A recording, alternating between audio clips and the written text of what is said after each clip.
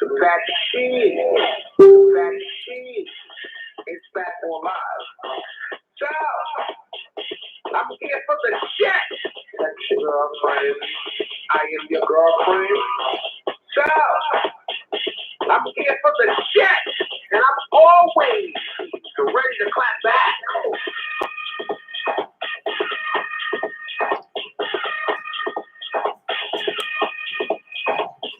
Don't ever knock on my door. I'm here for the shit.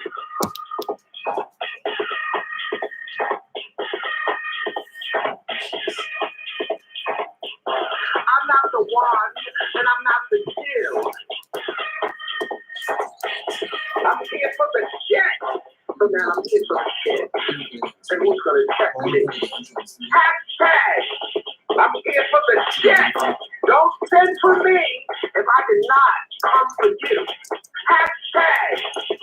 Bitch. So now I'm here for the shit. And who's gonna check me? Hashtag. I'm here for the shit. Don't send for me if I did not come for you. Hashtag. Bitch.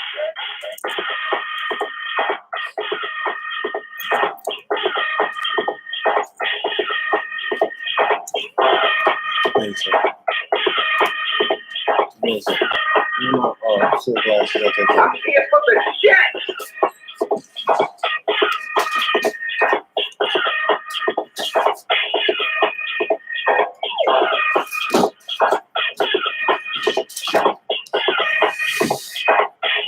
I'm here for the shit. Bitch.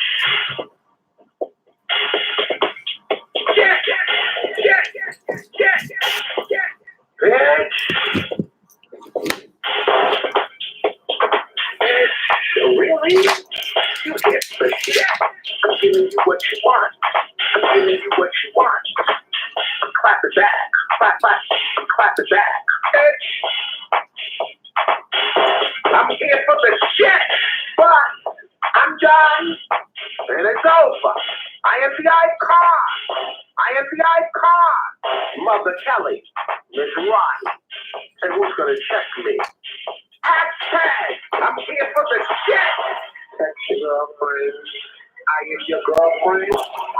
And let them know that she.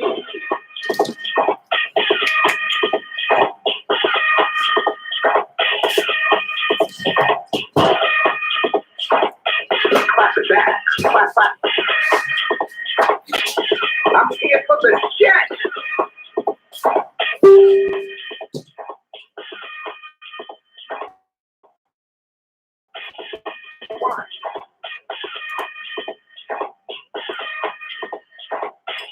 I'm here for the shit.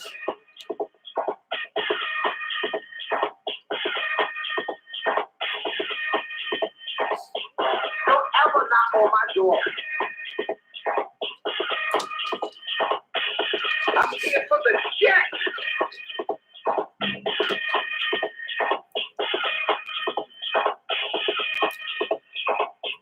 I'm not the one, and I'm not the two. I'm here for the shit.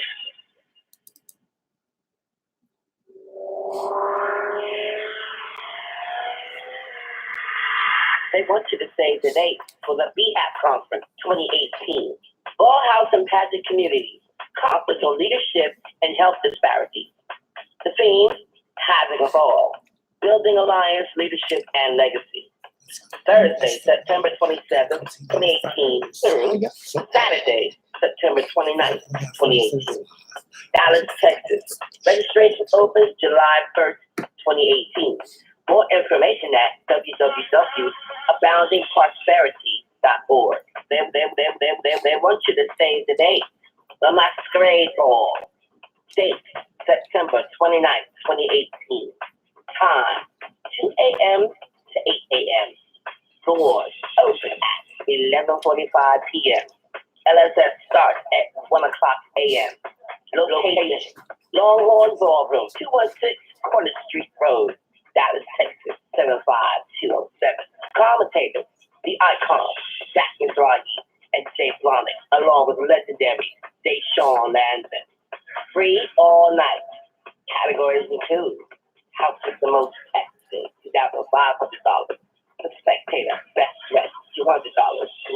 Party versus Sun Queen Party. One cash, $200. Sister versus sister. Two trophies, one cash, $250. Female singer performance, $500. Sneakers versus sneaker, $250. Performance as a house, $500. Female singer evening gown, $350. Female singer foot iron bag, $500. Team realness, any realness, pair, only 2 for team, $400. Grand prize, Sun Queen face, the definition of beauty, $3,000. Mini grand, best dress, $1,000. Over to all runway, $400. Male singer foot and eyewear, $500. $700. Gentlemen. Mini grand number 2, male singer sex size, $1,000. They want you to save the day. They want you to save the day.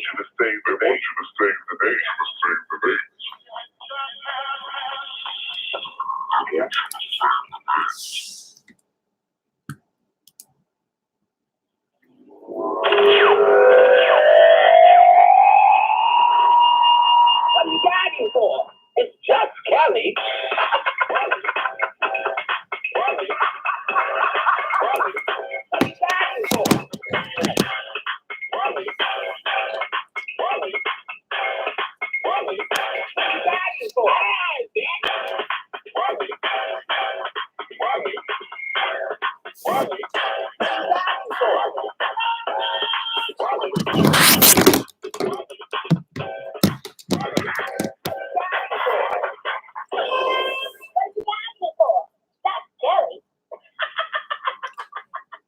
Damn, bitch.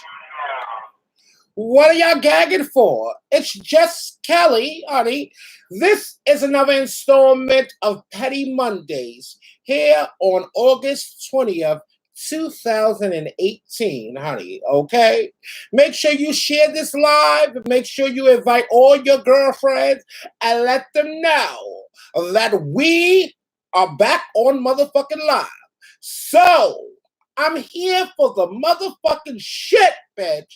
Make sure y'all share this live, bitch. Instagram, make sure you share this live.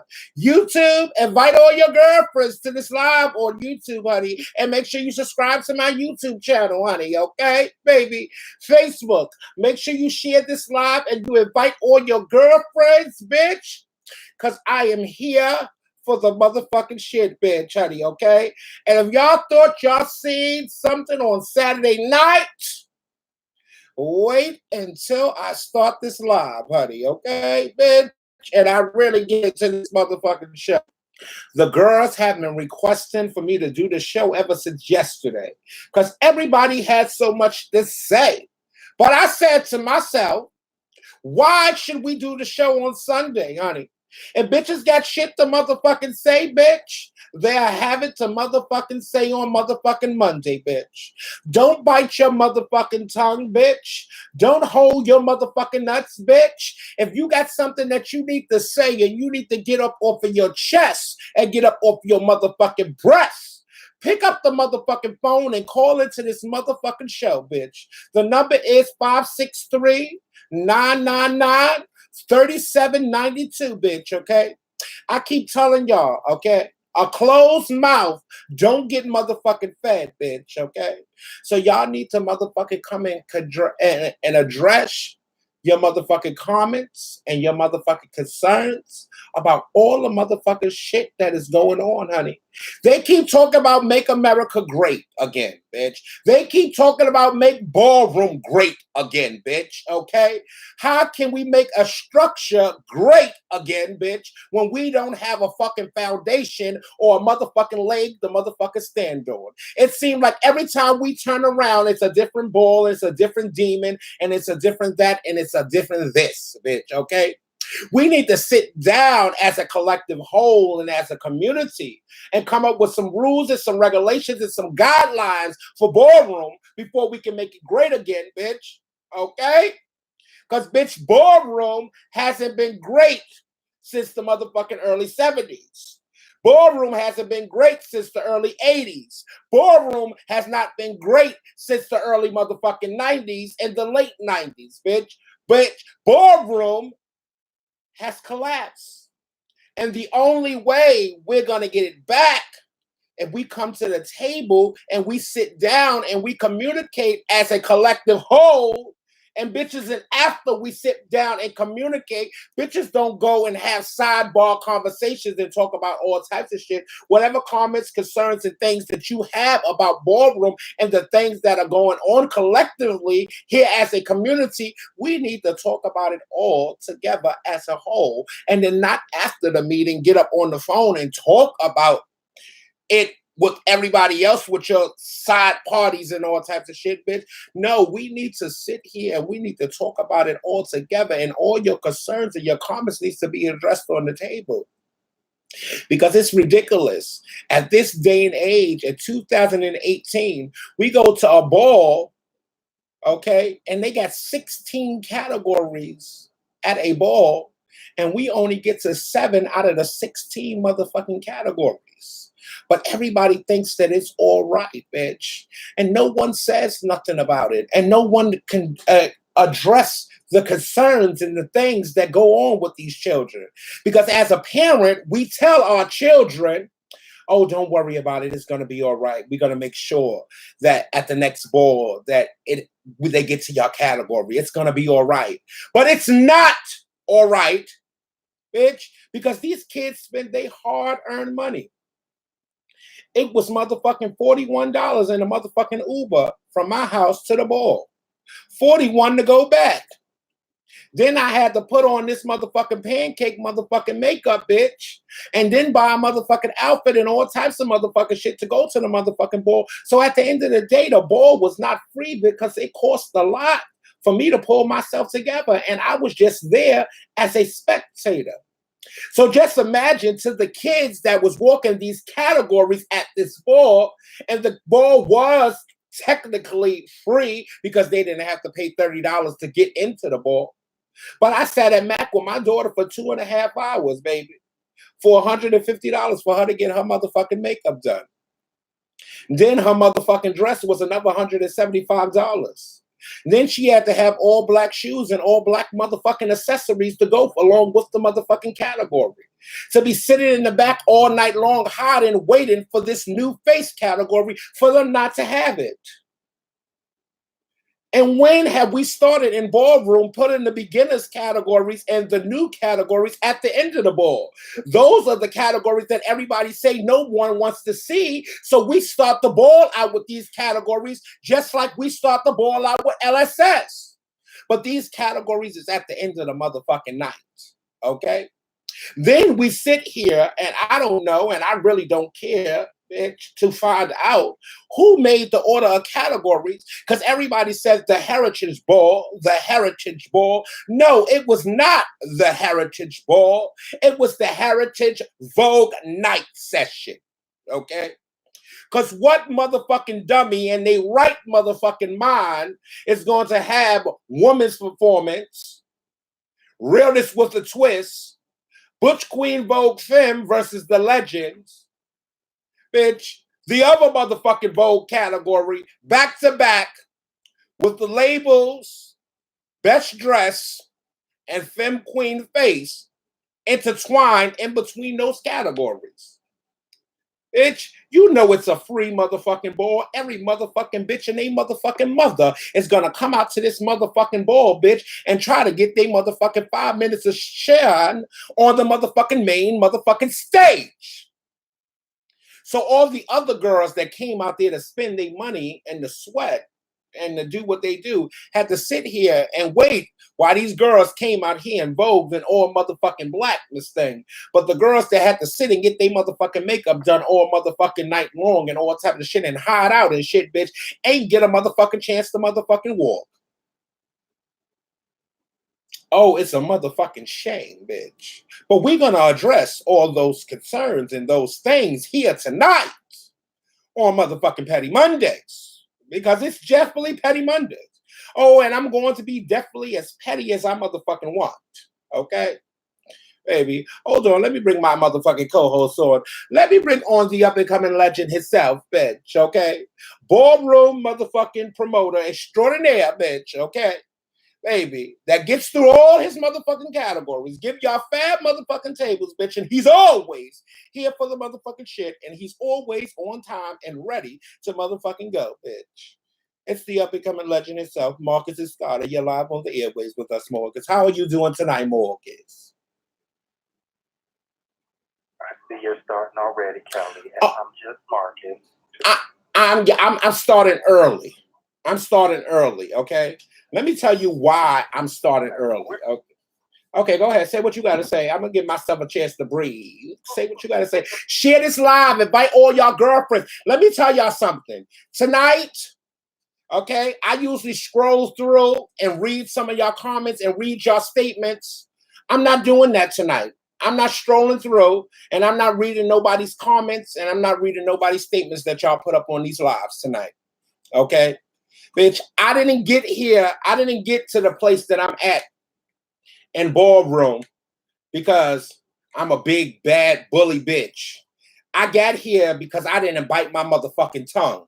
And whatever the fuck was on my motherfucking mind and on my chest and on my motherfucking tongue, whether it was an icon, a legend, a statement, or a star, or a no crickety ricky bitch, I motherfucking addressed it, bitch. That's how I got here, with a little shade and a little smutting you girls out.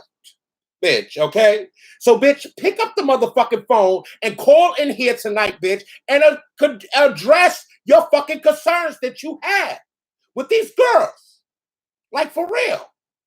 A closed mouth don't get motherfucking fed, bitch. And if y'all girls want to get fed, bitch, you got to open up your motherfucking mouth. Okay? I can't be y'all motherfucking voice all the motherfucking time, this thing, okay? And I'm keeping it real with each and every person that is watching this video and will watch this video.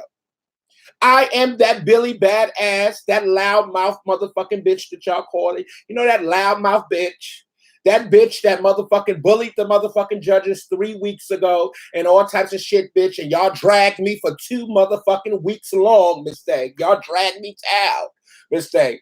Ain't near a motherfucking bitch that put up a motherfucking post 3 weeks ago, bitch, or the week after that, because y'all dragged me for 2 weeks. Tag me in a motherfucking post where y'all dragged me for dog shit, bitch. But I go and pick up the mic because I feel some type of way about my children. And now I am the people's champion. And everybody's tagging me in a post. But when you drag me, bitch, you don't tag me in a post when you drag me. But I say something that's on everybody's mind and everybody's tagging me in a post. Tag me in the post when you're dragging me. Kelly. Go ahead, Marcus. I'm here. And we did book some people to come on, you know, to address the people's concerns, but they are at work and they're free between now and right now. So are we able to bring them on? Okay, did they call in? Tell them to call in and press 1. We here. Press 1. Uncle Mike, press 1. What's his number? The 559 number?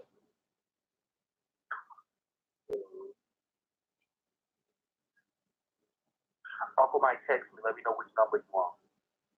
Yes, because we are definitely here. Child, it's just a mess. I just don't understand. I don't understand. Like like the ball was supposed to start.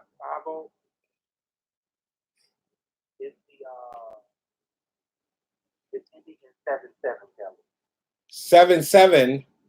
Hold on. You're live on the airwaves. Hello? Yes, you're live on the airwaves. Uncle Mike? Okay.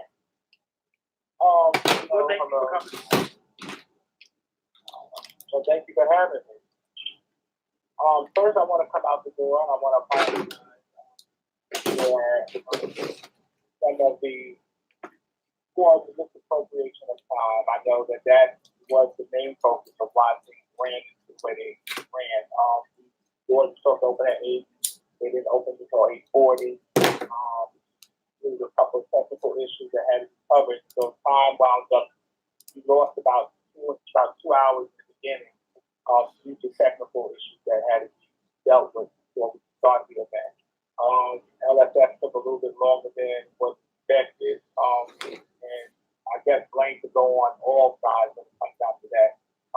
Well, being that it was a free event, we knew that there was a lot of the categories would have been contested, would be highly contested. And the categories that were put out there were, they covered, I think it was like, was it 8 or 9 categories, but they were broken up into 3 different segments, which made the category take longer than it should have. Who wrote the category? Who did the water category? I'm going to take the blame for that. I'm going to say I wrote the water category. I'm going to tell you why it was done. And had we not had lost 2 or 3 hours in the beginning of the night, all categories would have been completed. But because we lost that many people, we lost that much time in the beginning of the night, everything had to be crammed and everything had to be rushed. And congratulations to the Miss Rodney girls for winning 17th grade. It was deserved. They was done. Congratulations to the host of people who walked and who got a chance to participate. Unfortunately, we didn't have this problem in our first 3 events, and the 4th one, it was we didn't anticipate it to be, and we didn't anticipate what had happened to happen. And all we can do is apologize for it. Most people who did get a chance to walk, they enjoyed it. I also want to apologize for the melee that took place in the middle of the ball during on the judges panel. But these things happen sometimes, and you know, we again, all I can do for the people that came is to say that we, on behalf of myself and Ellie Soldier and Mike Robertson, want to apologize to everybody who did come, whether it be even if it's just coming from Harlem or they came across country or came overseas to walk and they didn't get a chance to participate. And it was never anybody's intention, or it wasn't our intention. It definitely wasn't my intention for anything to have gone over and not got a chance to get everybody onto the floor to do and display their talent the way that they came to do. With that, if you have anything that you'd like to ask me, I'm an open book. I'm transparent as fuck. So if you have to ask me a question, you can ask me and I'll answer. So knowing that y'all opened the doors late, and I got there at 9:15, why did y'all wait until 10:30 to start LSS, and then LSS was 2 hours? Okay, technical issues. Under contract, there were agencies that had slotted time to speak, and they wanted to speak, and their representatives did not show. We were held up in the beginning of the night because the place requested a VIP list that was separate from just, you know, the judges list that we had. VIP list. So that means that our VIP list had to be constructed all over again, and we had to do it from memory and put down, because we didn't have his copy and I didn't carry that with me either. So we had to go into it and reconstruct the VIP list. We got the VIP list. So it was just a bunch of unfortunate circumstances that came up and hit us in the beginning of the night. Waiting for people, then we had an issue with ID. There was a lot of people that were scheduled to be there. There were a lot of people that were supposed to be on the panel, relative side of the that was honorees that did not have ID. So that had to pull either myself or Lee down to the door to handle that situation with the owner, to allow those people in. The situation took place, those girls that performed at the beginning of the night for the fireball that's going to be in Newark, none of those girls had ID. None of them. And we had to clear them to come into the building. And then we had an issue with the spears that they had, because not only were they not allowed because they didn't have ID, but then the spears itself was questionable. So we had to have the security around the stage, sitting at the stage until they left, and had to have them escorted out. And then their performance was only supposed to be 5 minutes, took 15 to 20 minutes.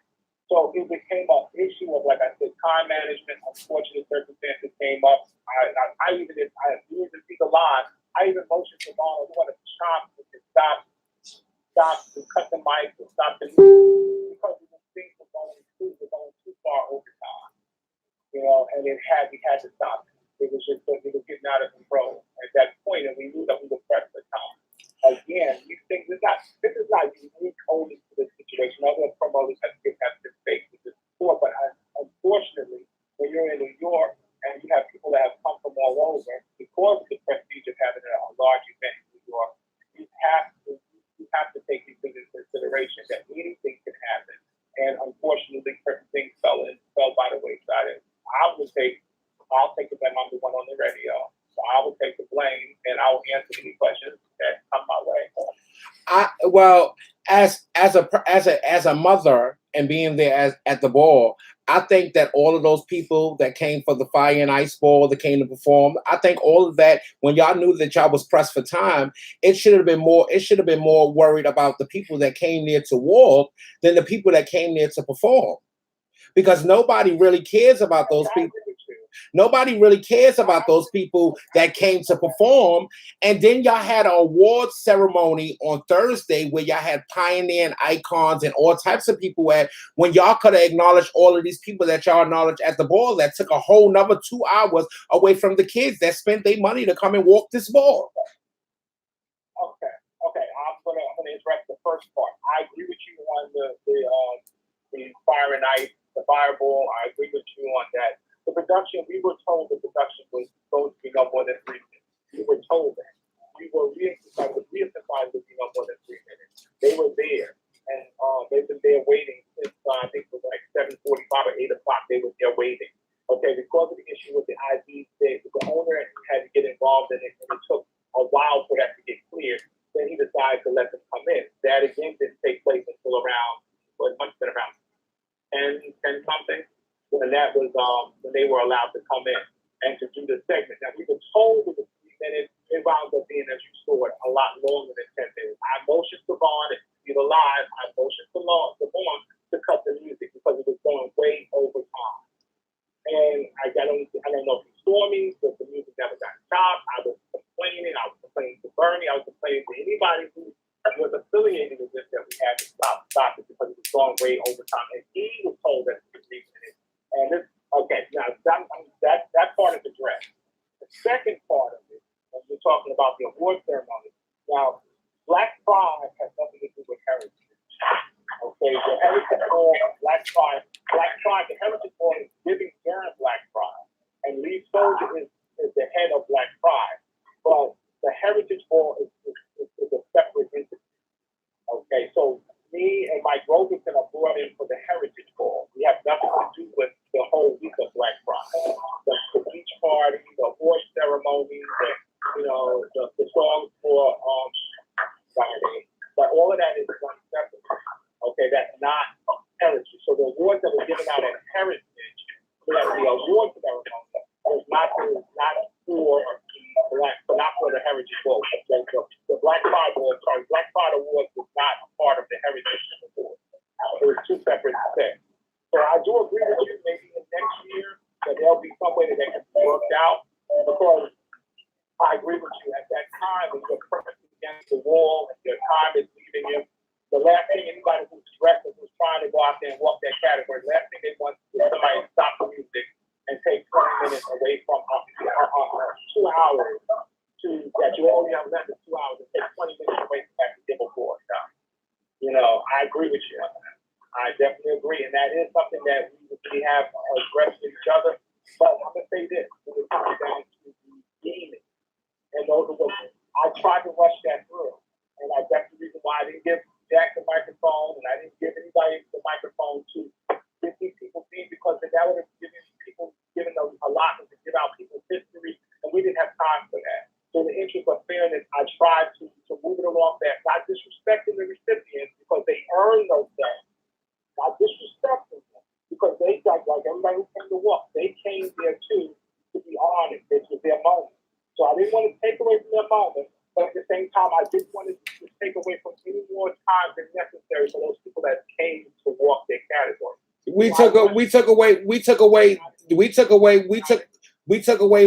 Y'all took away all the children that spent all of their money to come in there and walk the category. Y'all took away from their moments that they had to deem these girls when the flyer been out for months with all of these people that was being honored and everything. When they could have got their awards, y'all could have just gave them their awards and went on with the people that came there, because their names been out for months, so everybody already knew that they was receiving awards, because it's the same bitches that receive awards at every other award ceremony that goes on.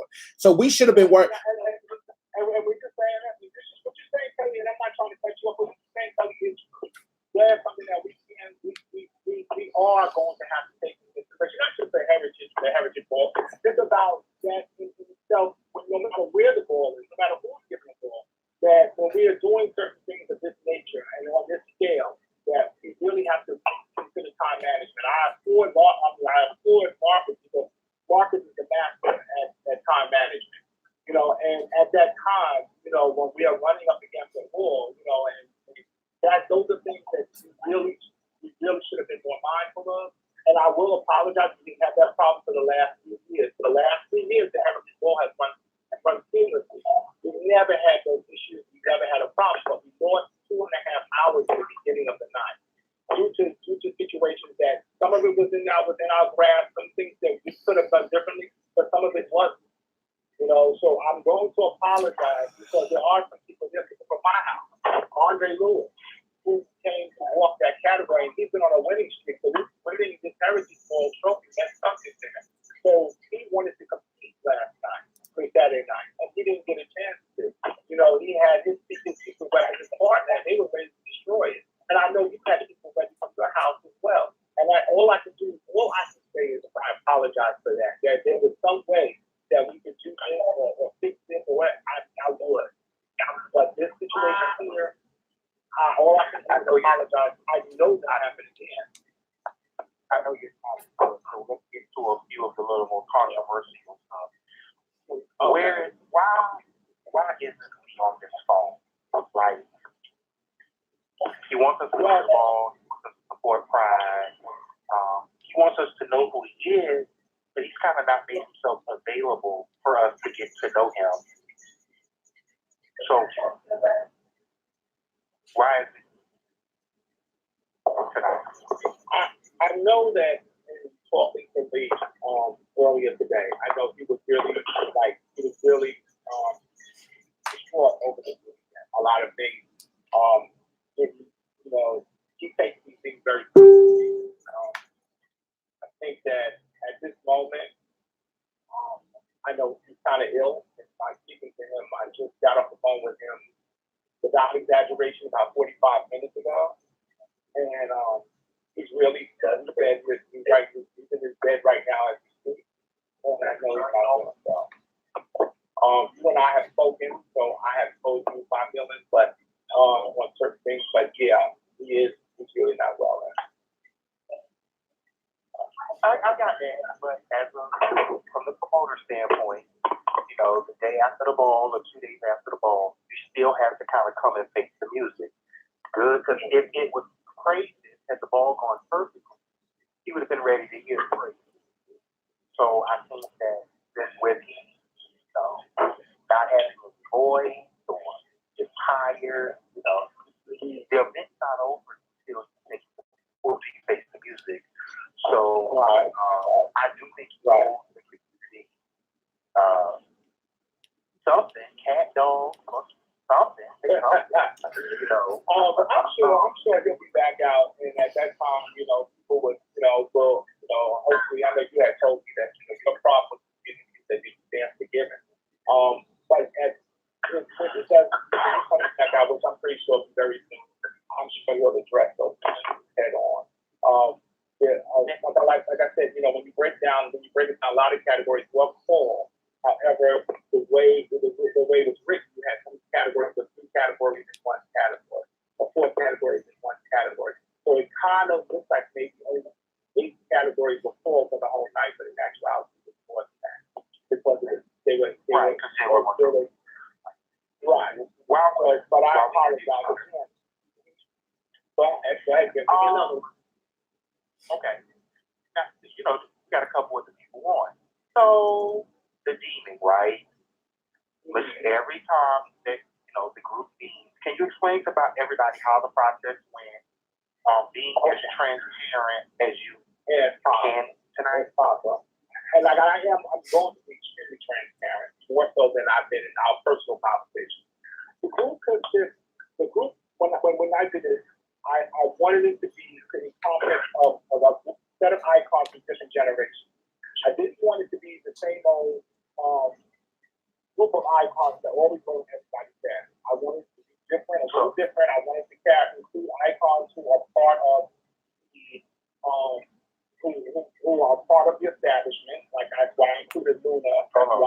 bit Hold on, one second. Hold on, Mike. So for clarity, you're saying that it was not you that acknowledged these people. There were people, no, a group of icons that okayed right. these people. I put a group of people together. I never voted on anyone that got me. There was no voting for me, period. It was a group that was set up together. Everybody, a person was selected. I'm going to let's use Marquise Balenciaga. Marquise Balenciaga, well, let's say Monday morning, the group was put together. So when Marquise Balenciaga came into the group with his category and what his current status is, and then everybody who was listed in that group, whether it be Luna, Albernian, Tony Trevon, which came late. He was actually on the last day of the voting, but he voted for everybody. He put his vote in for everybody that was listed. You had Bernie Ebony. You had what you would call it, Tayana from the Midwest. You had Harold, of course. You had Rodney. You had Andre Mizrahi. They were all in this group. And every time a picture went up with the name in their category, they voted on that person for that day. I tallied everybody up, and then the next day we did the same thing with another person, whether it be for icon status or whether it be for legendary status. That's how it was done.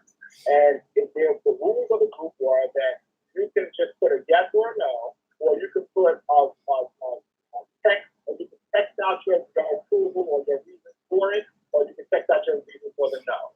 But I didn't want any kind of dialogue between people. I didn't want anybody, I didn't want to be confrontational. So no one could talk to each other about their status. So if you didn't approve of, let's say, Hassan 007 getting his status, you couldn't debate that with somebody who approved of it. It was basically your reason is your reason, their reason is their reason. And that's how I ran the group, and that was how it was supposed to be. And Corey Finkelbaum, he was the other person that was I didn't vote. I didn't vote at all. I had nothing to do with it. I put the group together and then I tallied everything in. The group is transparent, like I said. If I need to, if I need to, it's very obvious who voted for who and what the votes were. I mean, I'm just telling you, it's there. If anybody tallied it, not see my vote for you, I didn't vote for it. That wasn't my reason for doing it. I put the icons together and let them vote on these people. That's how the status is done. Why would you think that some of these people who you named would say that they didn't know anything about the process? Well, I don't think the rules and regulations for the group are posted right there as soon as you come in. As soon as you go there, it's right there. It's the first thing you read. No, I mean, like, some people who you're saying voted are saying that they didn't know these people were being acknowledged, allegedly. But I don't understand that because everybody's supposed to be there.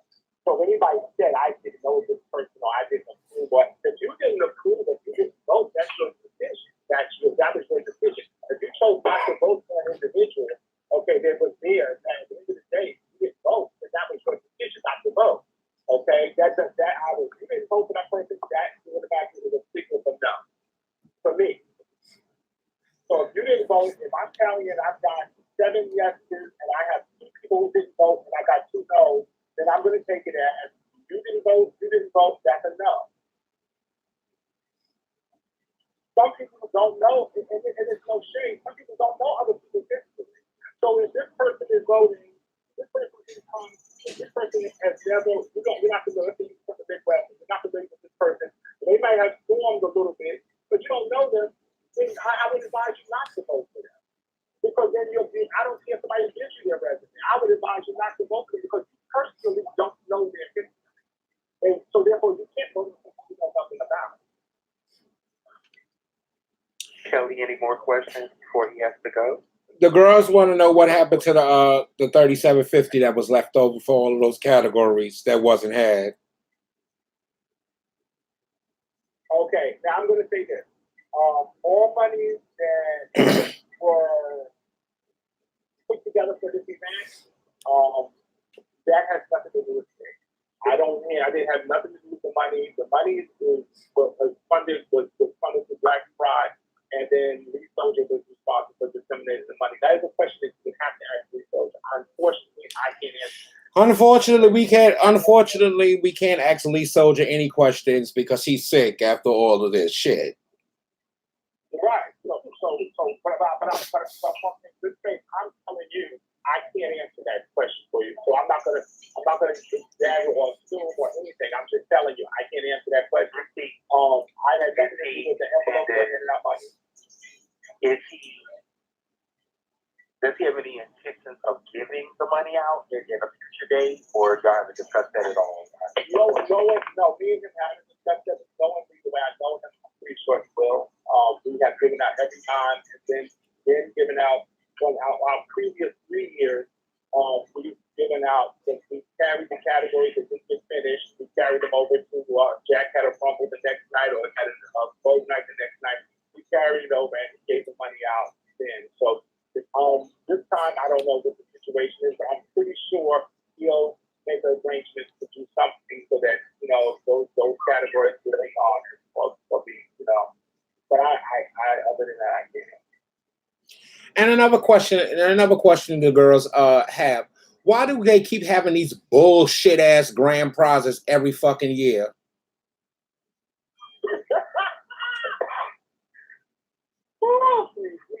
All right. Which grand prize do you think? Grand prize, legendary Femme Queen Face for $2,500 for the last 4 years. Bullshit. Grand prize bazaar for $1,000 every year for the last 4 years. Bullshit. Categories that only four to 3 people gonna walk those categories. But let's see. This year, this body girl won it. Hey, I don't care. Congratulations to Lola. Congratulations to Lola and Erica on for they win. But the category is still bullshit. Nobody wants to see that category 4 years in a row. Nobody wants to see Bazaar for 4 years in a row. I'm a fan of Beauty, so I agree with you on certain things. I have no problem with that. I do think that performance is a hot category. I do think that performance is what a lot of girls travel for. And I think all houses have that. All houses go out of their way to make sure they got a nice performance group. So to me, those categories should be highlighted. Those categories bring the girls to the ball. No shame. So those categories, I'm more of a performance-oriented person. So performance and realness for me are like 2 of my favorite monsters. So I would love to see more performance. I would love to see performance around 2,500. Okay, hold on. Let me do this. Hold on. Let me do this. Let me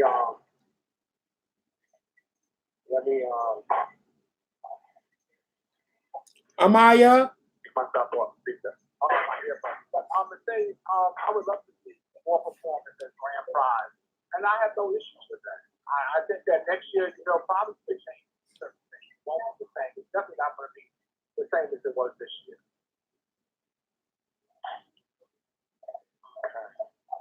Well, yeah, we got one more question. We got one more question. How do y'all come up with these, not the people that was deemed, but how do y'all come up to acknowledge these girls that are acknowledged for all of these awards that they're being acknowledged for?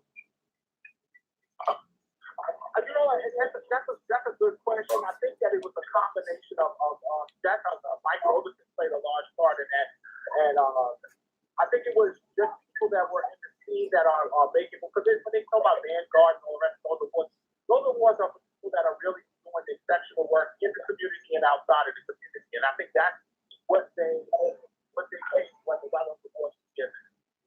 But what are they doing? But I see what we didn't see. This is why we needed to have all parties that was involved with this ball to come on the show and to talk about this, because what are they doing outside a ballroom and inside a ballroom for them to be exceptional to be acknowledged in things of that nature, because all of those the people that was acknowledged, baby, we follow half of these people, and none of their credentials is, you know, doing anything to give back to ballroom or to give back to the community. They're giving it back to they're helping themselves and building themselves up, not ballroom. So why are we keep acknowledging these people that's not building ballroom back up? They're not doing anything to build ballroom back up. They're building their resume up off of ballroom. Because I want to talk about it, because I don't see anything that none of these people in the last 4 years have done to do anything to build ballroom back up for y'all to acknowledge them, but work on themselves and build their resume up and make their resume look good off of ballroom. What have they gave back to ballroom? But somebody probably dressed them to come out and walk a category, and they walk a category. What have they done for ballroom lately besides do they motherfucking talent that they have been doing for years? For they to keep getting acknowledged, and then the same motherfucking bitches are getting acknowledged. We are so sick and tired of seeing these same old bitches getting acknowledged, bitch. I know they ain't got that much space on their wall for those motherfucking trophies that y'all giving them, bitch, and they keep getting acknowledged over and over again. It's a shame, bitch. It really downgrades the people that are really doing things to build ballroom back up, along with building their resume up. These are the girls that we need to start acknowledging and putting on a platform and making these girls feel that they are worthy of something. Uncle Michael's phone has hung up. But hold on, we have a couple of callers, Sonny. Let's talk about it, honey, okay? 555-347. You're live on the air on another installment of Petty Mondays. Can you hear me? Yes, I can. Yeah. How you doing, Carol? I'm doing wonderful. And yourself, how are you doing? It was really, really nice seeing you on Saturday, even though we only spoke, you know, briefly. But it was still it was still nice seeing you on Saturday. Yes, you too. You know, I was busy running around being mother and things. So, you know, I'm so sorry I didn't have a chance to chop it up and things of that nature. But Naima, you stay right there with us. Hold on. The next caller we got is 646-763. You're live on the air for another installment of Petty Mondays. Are you here for the shit, or are you just here? Yeah, I'm definitely here for this shit. What's up, Kelly? This is Andre. Hey, Andre, what's going on? Hold on. What's up? It's more than Kelly on the phone. The last two motherfuckers came on the phone and just spoke to Kelly. I gotta talk to the and then I'll work my way down. Marcus, how you doing? I get a fucking answer immediately, because just like Kelly, I'm here for this shit. Okay, and if these agencies are donating money for this kid, why aren't you benefiting from it? Okay, I'm not understanding. We're having balls in the same category with 3 and 4 people walking. Okay, and then you got categories with 20 people walking for $250. I'm not feeling it. Okay, I walk over 20 balls a year, and trust and believe, thanks to Marcus and his calendar, the Heritage Ball is not on my schedule this year. Oh my God! Don't say that. Don't blame me. Oh no. Okay, it's not on my schedule. Okay, 2 years in a row, you don't get the realness, but then this is a ball about making moments. How can you make moments without a category? First of all, let me tell y'all something. When my kids come to me, because I don't read ball flyers. Okay, the only ball flyer that I actually read, baby, is Marcus' ball flyer, honey. Okay, just in case he asks me to judge. Okay, and 9 times out of 10, bitch, I don't judge Marcus. I don't judge Marcus's ball. Okay, because I'm helping him. So, but his ball flyer is the only ball flyer I read. So when my kids send me the breakdown of categories and ask me what do they think about walking the category, I let them know. Okay, so anybody that was walking that team realness category on Saturday was stupid to walk that category. First of all, it costs more than what they was giving out to rent a tuxedo and to get a wedding gown because it asked for a traditional wedding. Okay, bitch, that was a waste of time to even walk that category because what you was gonna spend to rent the motherfucking shit and to get the shit, bitch, you wasn't gonna get that back. So I told all my kids that was thinking about walking that category, don't walk the category. Well, fortunately for me, I own a tuxedo. The only thing I had to get was a shirt. So I agree with you. I feel bad for the bride. I don't know a wedding dress that's less than $50. I'm sorry. I went on David's bridal, baby. I went on David's bridal. They started at $350 and better. Okay. So again, like I was saying, so when next year rolls around, how are they going to show clips of moments from the last fall if they're not finishing the last fall? Are we going to show clips from 2 years ago fall, Heritage Fall? Because they're not finishing these falls. They're going to show the clips of the girls that vogued. Well, that's not the case for today. Nothing against my performance is because I live to watch the performance. But my hat goes off to Jack. He's the master of weaving in and out of categories. Let them get their 10. Bring out the next category. After that category, bring out the first battle. Bring out the next category. Bring out the second battle. Why did they do that? All this time wasted. And then we're sitting there looking crazy and stupid, but yet still we come back to support. Like I said, thank you, Marcus, for breaking down the calendar where my 2019 is already set. The Heritage Ball is not on my list. I will go to the movie. I will even go to the Bronx to do that day, but I won't be at the Heritage Ball. Thank you, Audrey, for calling in. Thank God. Thank you. Hold on, y'all. I see we got a bunch of callers, but you know this show is not free, honey. So give me a second, honey, and I got to pay some bills, honey. And I'll be right back from these words from our sponsors.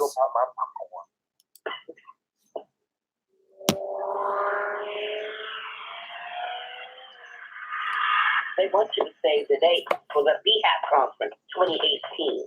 Ball House and Pageant Communities, Conference on Leadership and Health Disparities. The theme, Having a Ball, Building Alliance, Leadership, and Legacy. Thursday, September 27th, 2018 through Saturday, September 29th, 2018. Dallas, Texas. Registration opens July 1st, 2018. More information at www.aboundingprosperity.org. They want you to save the date. The Masquerade Ball. Date, September 29th, 2018. Time, 2 a.m. to 8 a.m. Doors open at 11:45 p.m. LSS starts at 1 o'clock a.m. Location, Longhorn Ballroom, 216 Corner Street Road, Dallas, Texas, 75207. Commentators, the icon, Zach Mizrahi and Jay Blonick, along with legendary Deshaun Lanzan. Free all night. Categories include House with the Most Texas, $500. The Spectator, Best Dress, $200. Women's Body versus Sun Queen Body, one cash, $200. Sister versus Sister, 2 children, 1 cash, $250. Female Figure Performance, $500. Sneakers versus Sneaker, $250. Performance as a House, $500. Female Figure Evening Gown, $350. Female Figure Foot Iron Bag, $500. Team Realness, any realness, pair, only 2 for team, $400. Grand Prize, Sun Queen Face, the definition of beauty, $3,000. Mini Grand, Best Dress, $1,000. Over to All Runway, $400. Male Figure Foot and Eyewear, $500. Butch Queen Face, $700. The Distinguished Gentleman. Mini Grand number 2, Male Figure Sex Diving, $1,000. They want you to save the day. They want you to save the day. They want you to save the day. They want you to save the day. Save the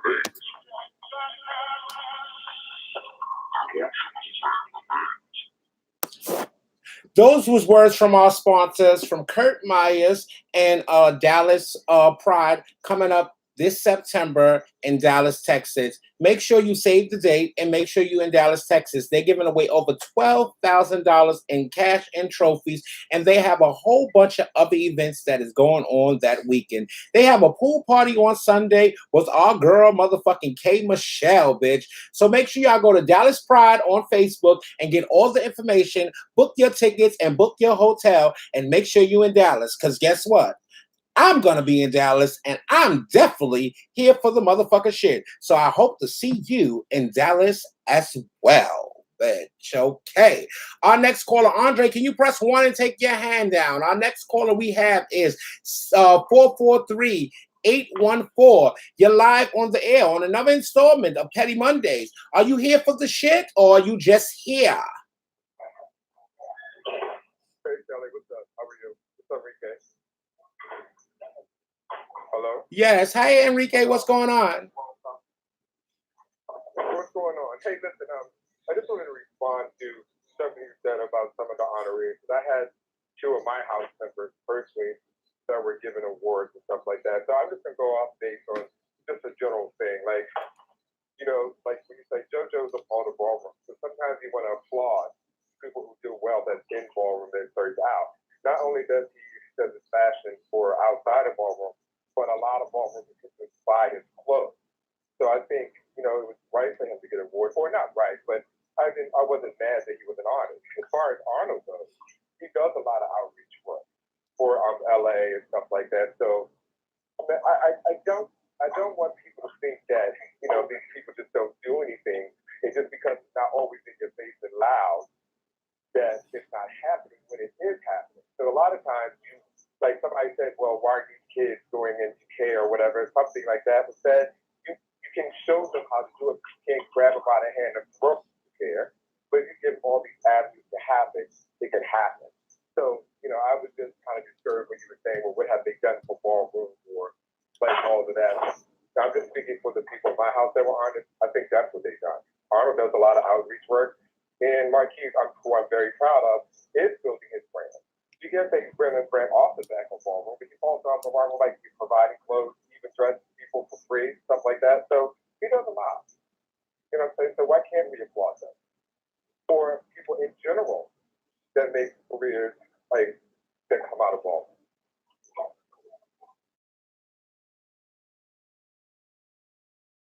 Just want to take your hand down.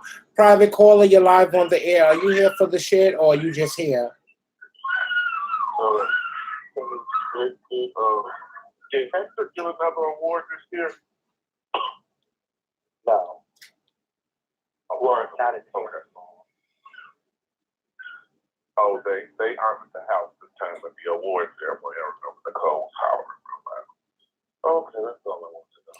Okay, thank you. Can you press 1 and take your hand down, private caller? The next caller we have is 201-515. You're live on the air on another installment of Petty Mondays. Are you here for the shit, or are you just here? A little bit of both. What's up, Cal? What's going on? How are you doing? Lala, what's goody? How you doing, Lala? It's 10 o'clock. I just wanted to have just a question. I'm not being petty. I just want a question. It just seems like lately with ballroom or just New York City, period, it's about you have to have a following, you have to be on TV, you have to be doing fashion to honor people like all the time. Like there's people that do things within the community that are personable, that community members, that ballroom patrons like that are like tangible, happy folks wouldn't take a picture with you if they wasn't paid to do so or they wasn't getting an award. It ain't really just for being for real. Like it's good to celebrate those people, but it's also good to have an equal balance of different entities when you honor people. That's all I want to say. Sure, half of these motherfuckers that, and I'm not talking about the people in ballroom, baby, but half of these motherfuckers that we sit here and we honor, bitch. If you was to see these motherfuckers walking down the street, bitch, or you was to see them in a restaurant, bitch, they wouldn't even speak to you or even acknowledge you, bitch. They only acknowledge you, bitch, because they at a ball, bitch, and they getting honored at a motherfucking ball, bitch, okay? But you see these same people in restaurants that you go to and all type of shit, bitch, and they a motherfucking turn their motherfucking nose up to you, bitch, okay? Bitch, boy, the girls need to start realizing, bitch, ballroom is the motherfucking bucks right now, bitch. So everybody's trying to get a bite of the motherfucking apple when it comes to motherfucking ballroom. But they really don't give a fuck about these motherfucking kids and all types of motherfucking shit of that nature. Let's keep it motherfucking real. We gotta keep it real, bitch. I'm gonna keep it 100% real with y'all motherfucking girls. And I'm keeping it fucking funky with y'all, Miss Thing, bitch. Y'all see, I need to stop because if I don't, bitch, it's gonna get real. It's gonna get real nasty. It's gonna get real nasty. Like, for real. But can I ask a question? Do we have any more callers? No, we have one more caller. We have one more caller after Lala. But go ahead, ask a question. Well, it's probably going to go in somewhere else. So, not in something else, but it's going to kind of change. So, you want to see what the next caller says? Yeah, hold on. Let me see. Hold on. Lala, you got anything else you want to say? No, not just like I appreciate, what I'm saying, you saying it up. And just, that's why I'm actually kind of glad I kind of stayed at home. But I was glad that I was able to come out. The little part I did at the Heritage Awards, I could see people. This Heritage, this weekend does bring out people from all over that, I normally don't get to see. I'm not a part of ballroom, but I can see Divine, like other people who normally don't, come around. So it's good to see that. But it just seems like it's the same thing every year. Because I'm normally there with my job table, and it's like the same people or the same kind of element used to get rewarded. I feel like if you reward someone who made it to Hollywood, the person that forever, every day of the fucking week, doing texting on the bus deserves to be awarded. The person that's providing funding deserves to be. It's just like it needs to be like an equal balance because I work with these folks when you're not around, and it breaks their spirit when all the time they feel like they're not being acknowledged or they're feeling that they have to achieve that certain kind of statue. It comes off very it feels weird to me. It is. And so y'all want me to say, everybody, so stay right there with us for a second, Lala. Everybody want me to say what I was about to say. Everybody want me to say what I was about to say on live, okay? Let me tell y'all something, right? I really don't have time. I'm an old bitch, okay? And I'm stuck in my motherfucking ways when it comes to watching television and all types of things of that nature. Even when it comes to going out to restaurants, the fancy restaurants that I go out to with Jack and Sanaya and Caesar and all of them, bitch, I'm a real bitch that's stuck in my ways. I'm only going to eat certain shit and do certain shit, bitch. So I wasn't really into watching none of the ballroom shows. But I watched My Life, okay? And I did not like the show. Okay, I like certain aspects of the show, okay? And I sat back and after watching the show, I critiqued a lot of things that was going on this show with my son, that was in the motherfucking show. And I told him, like, well, I didn't like how this was portrayed about you and how this was portrayed about you and everything. And I broke it down and I told him, like, when it comes to sitting down with these people and signing contracts and all types of things, if you don't have no control, okay, everybody keeps saying, oh, Kelly, we want you to be on this show, we want you to do this and all types of stuff, okay? Bitch, if I learned a lot from Marcus. I learned a lot from Jack. I learned a lot from Caesar. I learned a lot from motherfucking Jasmine, okay? If I don't have motherfucking editing control over certain things that I do, okay, I'm not going to be a part of it, okay? My son was portrayed as to be a dirty knot on this motherfucking show when he's far from that, okay? And I said to him, I didn't like how they had you portrayed on the show, okay? This boy, the whole time the show was being taped, he done walked and won balls and everything, bitch. But the only thing they showed of him on My Life was when he got chopped. So then he went to a store and he bought a suit and all types of stuff. And then he took things back because it was made like, oh, he couldn't afford all of these things and stuff. And I was like, but you work and you make money. So why didn't you just buy everything and everything? He was like, Ma, I didn't pay for any of that stuff. He said they paid for it with their credit card and all types of stuff.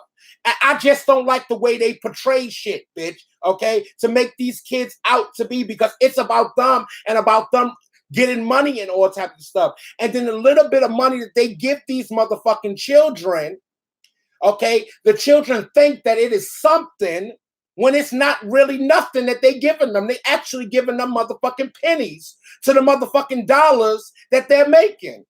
But these girls think it's good because this is what they are accustomed to. And they don't have anybody in their corner that can actually read a contract and tell them what they should be doing and how shit should be done, okay? I'm far from a motherfucking dumb bitch, okay? I'm a very educated motherfucking bitch. And when it comes down to sitting down and signing a contract and talking business with a motherfucker, if I don't know something, bitch, I'm going to get me a motherfucking entertainment attorney to go over a contract before I sign a contract, because you're not going to make me look any type of way, bitch. And you're not going to sit here and you're not going to rob me, bitch. And you're going to be giving me peanuts, bitch, when you motherfucking eating motherfucking salmon, bitch. No. And that's what is being, and that's what's happening to these kids, because they just so happy to be on motherfucking television when these motherfuckers is running around here, bitch, and they giving them motherfucking peanuts, bitch, and they got motherfucking salmon and all types of lobster and all types of motherfucking bullshit, bitch. So when it comes down to everybody wanting to put their hand in ballroom and you kids being a part of ballroom, if y'all don't know something and y'all need advice and y'all so thirsty to get on television, y'all need to sit down and y'all need to talk with people before y'all just sit and sign these contracts and let these motherfucking people make y'all out to be something that y'all are not, just to be on TV to get 5 minutes of glory and motherfucking fame that's gonna go nowhere, Miss Thing. And y'all dropping a motherfucking petition, Miss Thing, to get motherfucking season motherfucking 2. And it's no shade, I'm just being real with y'all. Because if y'all had bitches that was in y'all motherfucking corner and knew what they was doing, y'all wouldn't need a petition to get season 2. Because y'all was worthy of season 2, because ballroom is the motherfucking money. It's always been the motherfucking money, bitch. It's been the money since the early 80s and the early 90s and the early 2000s, bitch. All the celebrities and all the entertainers been coming and stealing y'all motherfucking swags, y'all moves, and all types of motherfucking things, bitch, and writing it off for their motherfucking shit, bitch. But see, y'all don't know no better, bitch. Because see, y'all going for peanuts, bitch. I'm not going for motherfucking peanuts, bitch. I need motherfucking salmon and I need lobster and motherfucking what the fuck is that motherfucking steak, bitch? That expensive steak and shit, bitch. That's what I need, bitch. Okay? I'm not going to be no motherfucking filet mignon, bitch. I'm not going to be no motherfucking extra, bitch.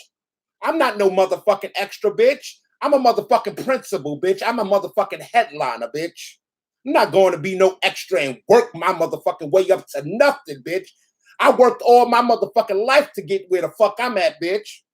So stop asking me, bitch, about being on something, bitch, if I ain't gonna be a motherfucking principal. Because I ain't here for the shit, bitch. I ain't about peanuts, bitch. Because I ain't make motherfucking peanuts when I went and wrote checks and motherfucking did approvals, bitch. And I ain't gonna make motherfucking peanuts, bitch, when I'm on motherfucking television. Because all the fuck you gotta do, bitch, is turn the motherfucking camera on, bitch. And I'm gonna give you a motherfucking Broadway motherfucking musical, bitch, and a motherfucking encore. Because I'm always here for the fucking shit. But hold on, we got a couple of more callers. Lala, if you want to stay there with us, you can stay there with us. 347-755. You're live on the air on another installment of Petty Mondays. Are you here for the shit, or are you just here? Hi, Kelly. Hi, Kelly. I'm here for the shit. How are you guys doing tonight? This is Sadie LaBeija calling in live. How you doing, love? Give a big shout out. I'm all right in your Southbridge. You look awesome the other night. Thank you very much. I do try. Yeah. I just want to give a really, really, really big shout out to the House of LaBeija, darling. Baby, I'm going to give a big shout out to my little brother, Honey LaBeija, for his first grand prize win at a major bowl, period. I want to give a shout out to my sister Candace, the first time walking a mainstream bull and turned it grand prize, beating Kimaya Ebony, which is a major accomplishment. I just want to give a big ups to my house. You guys served it. Freddie LaBeija and the Lollipop, baby. I don't care what they said. Soulja may have won the cash, but baby, that was the moment to have been come for. I know that's right. Yes, that child vogues down. It's no shade. It's no shade to him. He vogues down. He definitely vogues down. Thank you so much, Kelly. And another thing I want to say, because you know I'm here for the shit, baby, all night I was waiting for a moment. Where is the moment? All the categories call for bring a moment, something we've never seen before. Out of all the Obey girls, and I loved them down, and I may not have been wearing long sleeves, but somebody was wearing some sleeves with no shirt, and I wasn't a sweatsuit, but we're not going to go there. But there was no moment. Mind you, Urban Plaza shut me down because y'all know I was coming off the balcony with a rope team this thing. They was going to lower me down. The one came off the speaker, baby. I had a whole rope team, so the Urban Plaza came to me and said, sorry, baby, that's a liability. I said, well, give me a napkin so I can sign over my rights, baby, because I'm making this happen. They gave me, no, baby, we have to take your harness because we don't want you to do it from somewhere else. Because some child was like, girl, they can go and do it someplace else and shut me down. Oh, no. I accept my job, lovely, baby, because it was just, you know, it was just a night to be there, you know. When it came to that LSS and that demon stuff, I didn't even realize the LSS was 2 hours. You know, well, it happens sometimes. But it was an awesome ball, Kelly. It was great to see you guys. I'm on my way. Big shout out to Jack Mizrahi. We are on our way to Vogue Night Monday. Okay, the Kiki Scene Takeover, and I hope to see some people there. Okay, thank you, love. You have a great night, baby. You too. Press 1 and take your hand down. Let's talk about something that. Wait, hold on, Lala. Before you say what you about to say, Lala, let me tell you something, right? Let me tell you bitches something, right? To everybody that's on Facebook, to everybody that's on YouTube, and to everybody that's on Instagram. You motherfucking bitches that sit here behind these motherfucking screens and y'all make y'all comments and all types of things that y'all make, okay? Bitch, you know, when I feel like I want to play and I want to address y'all, I come and I address y'all, okay? So tonight, I want to address y'all because I really don't be addressing y'all sometime. But you fucking bricks, you motherfucking unforsaken, gadding motherfucking knots, bitch, that nobody knows nothing of. Nobody will ever care about you. Your mama don't love you. Your grandmother don't love you. Your aunts, your uncles, and your nieces and your nephew don't love you, Miss Thang Girl. Instead of smacking you on your ass when you was born, they smacked your mother because you was so motherfucking ugly, Miss Thang. Your mother should have swallowed you up, Miss Thang, bitch, and split you out like she did with that motherfucking fetus, bitch, after they came out, Miss Thang, bitch, after you came out, bitch. Y'all can make all the comments and everything that y'all want to make about me and y'all want to say about me, bitch. But it ain't nothing that any of you motherfucking nasty gutter bucket snipe ass motherfuckers that's going to ever motherfucking say, bitch, that's going to make me feel less of who I am, bitch. Some of y'all call me big. I know I'm big. Some of you motherfuckers call me ugly. I'm far from that, Miss Thing. Some of you bitches don't see my motherfucking realness. You don't have to see my motherfucking realness, bitch. I'm not here for you to see my motherfucking realness, bitch. I'm not here for you to see my motherfucking face, Miss Thing. I'm not here for you to see any of that, Miss Thing, bitch. Okay? I've been in this game 22 years. I decide to walk a ball when I decide to walk a ball. I get judged by people of my peers because I decide to get judged by them, bitch. But none of that shit, bitch, defines me as the person that I am, Miss Thing, bitch. When these cameras and these lights and all of this shit go off, Miss Thing, bitch, I don't think about near one of you motherfucking bitches that sit here and make a motherfucking comment that is negative about me, Miss Thing.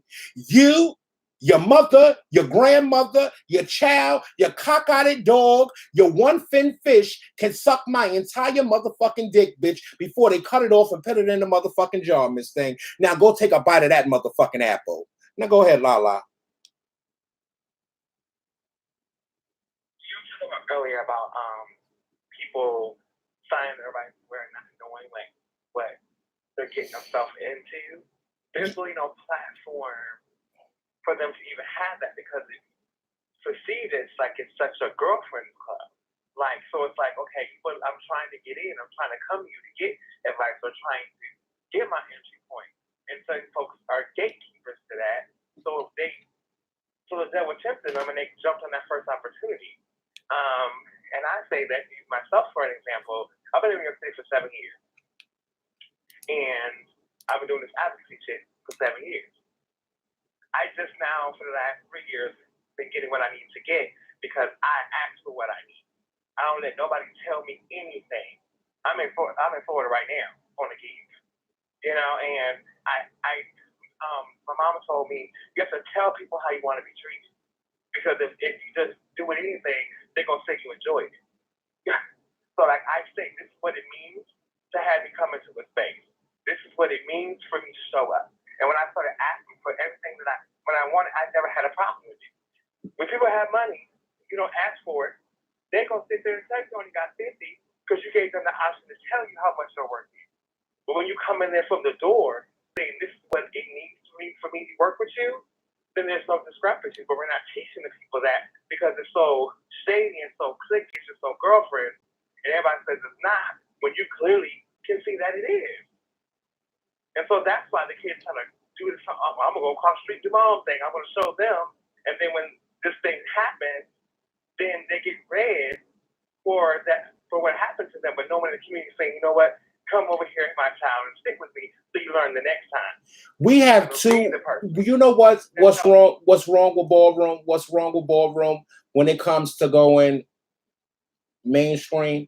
We have too much talent of our own right here in ballroom.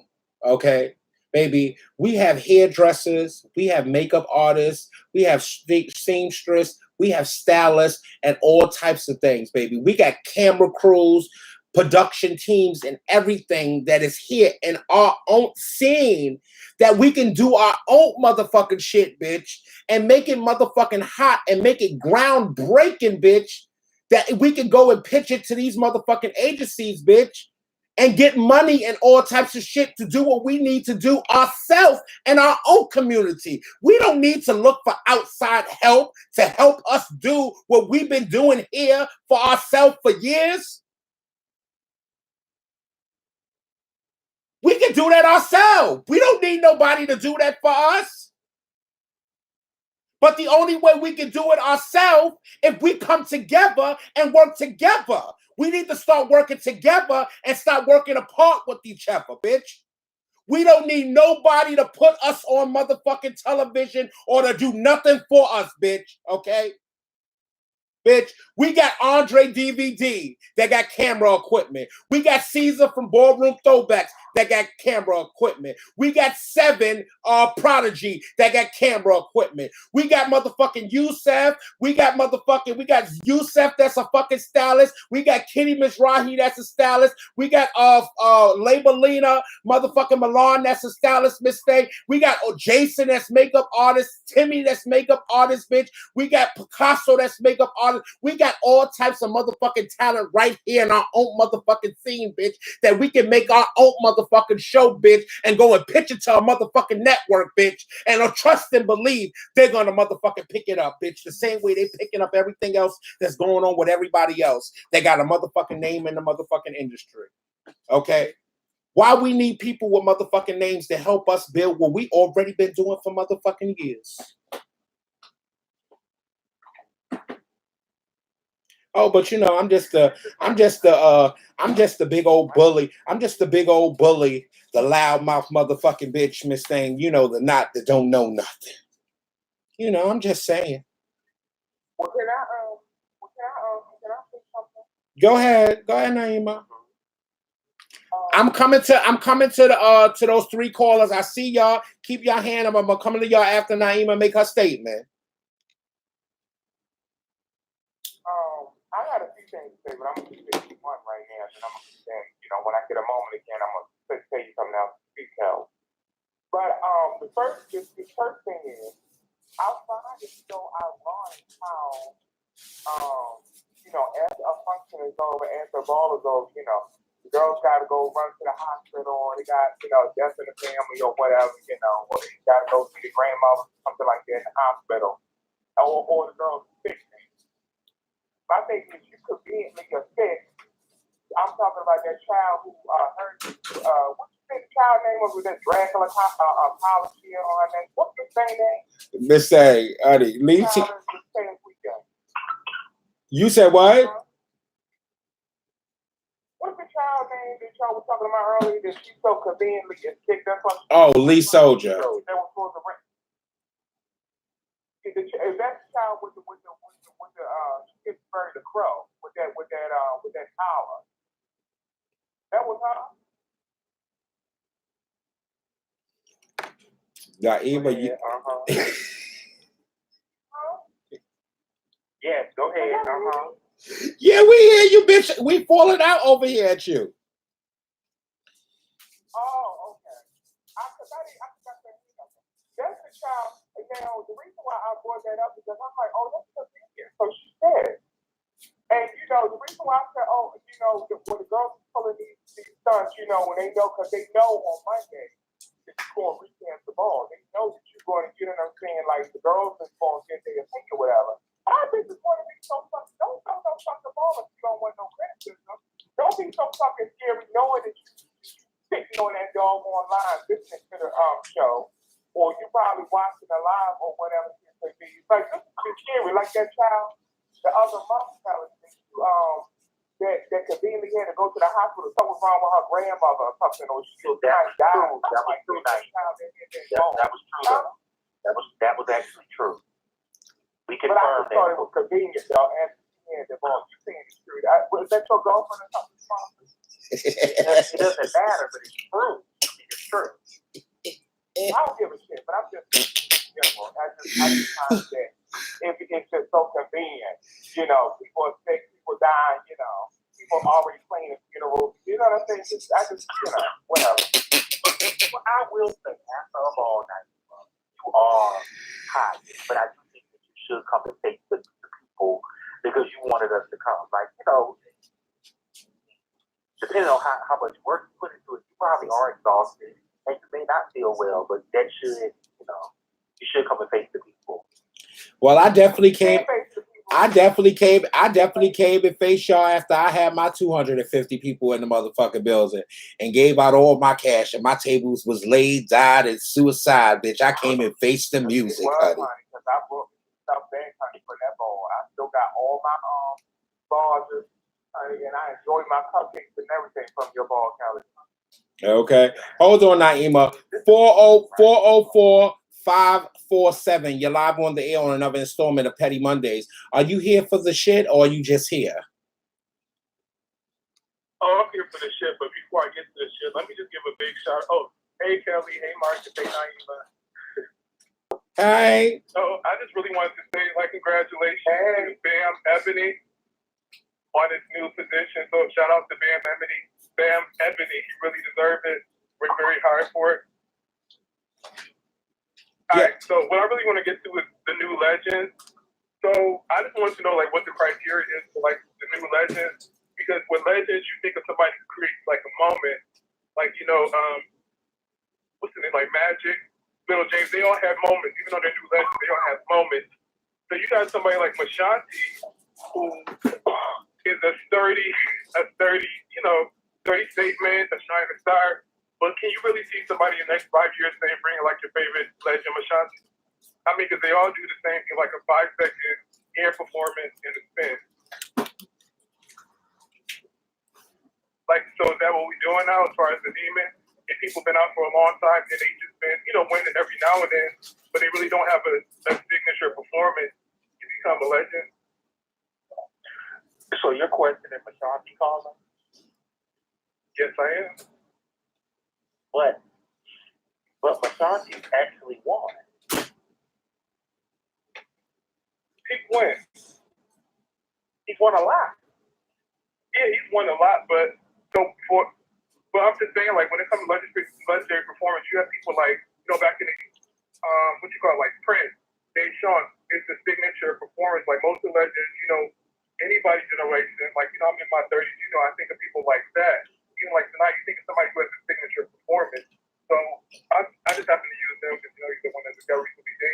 But like Oh. when it comes to legend performance, doesn't have to be something like that unique from everybody else's. Not necessarily. Shit. Basically, a You person know that what? likes to win. You know, when y'all talk about stuff, it triggers a light bulb in my head, bitch. And not to get off topic, but I gotta get off topic because y'all said legends, and I forget, mistake, bitch, that I got some tea that came to my motherfucking desk on motherfucking Sunday, mistake, bitch. That the motherfucking icon, Ricky Allure, is he still Allure here, Saint Laurent? Oh, Ricky Allure, mistake, bitch, got the dog shit smacked out of her by that child Romeo, mistake, from Baltimore, mistake. She smacked the dog shit out of Ricky at the ball.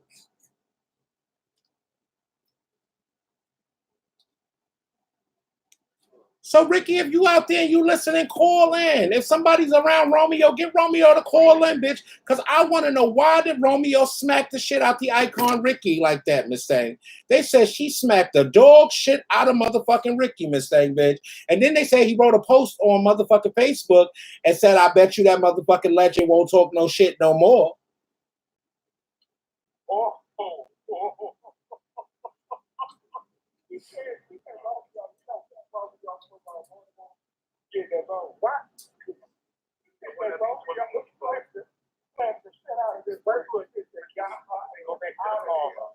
Yes, but somebody try to get Romeo up here on this phone, bitch, before we go into record mode, and somebody get Ricky up here. But go ahead, Carla. I just had to bring that up because you said legend, honey, and we ain't really say legend all night long. And I got, it triggered a light bulb when you said legend. But go ahead, Carla. Finish your statement. No, I want to hear what Marcus had to say. So, I just want to make sure I can understand it. So, someone that comes from California, we kind of all know her for coming to balls and actually winning. Over the years, yes, she's been in a lot of houses. We read that and we don't think that's legendary. But we have some people who have never won, don't win, never win, but we solidify their thing. No, I agree with you on that part too. No, I agree with that. People who may have won like once every couple of years and then become legend like maybe 5 years after getting like 3 trophies. I agree with you on that part. I'm just saying, like, when you think of the legend, when I think of the legend, I think somebody who has something big to them. Everybody is the same. Somebody that has something different. Like the young one that Honey, I think LaBeisha, that's a different type of performance. You know what I'm saying? Like something like that stands out to everybody else. But see, that's the other. Okay, I think that's where the time part comes into it too. Over time, because I think the LaBeisha child did a wonderful job. He also realized what he had to do to win. He kept doing the same thing at the right time because the judges were using it. That same thing may not work. It happened to work this week, but I was even watching some live from my girlfriend, and like, oh my God, like that child was just tumbling across the floor. That's not performing. It worked for these judges, and they not work next week, or tonight, and both nights. It all depends. True, but basically, so now what works for the judges is basically a person that's been in this instead of putting like on a whole story and stuff like that. That's why over time, I think time really speaks to the party because And you, different panels, different people,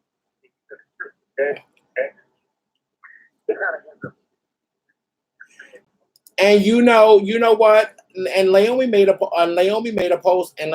post about this. The icon Naomi Amazon made a post about this the other day. She said that she remember back in the 90s and the 2000s that when you would go and watch clips, everybody had a unique different vogue that separated them from everybody.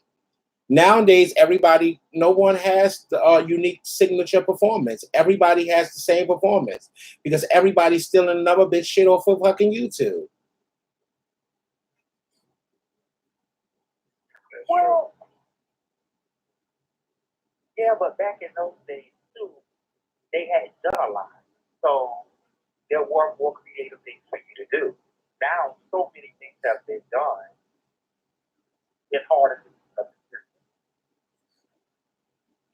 Like Not necessarily like if you think of pussy like Saint Laurent or whatever, well, what pussy, whatever house he's in, but he's a newer person, but his performance is still unique. You know what I'm saying? Like you have a lot of people.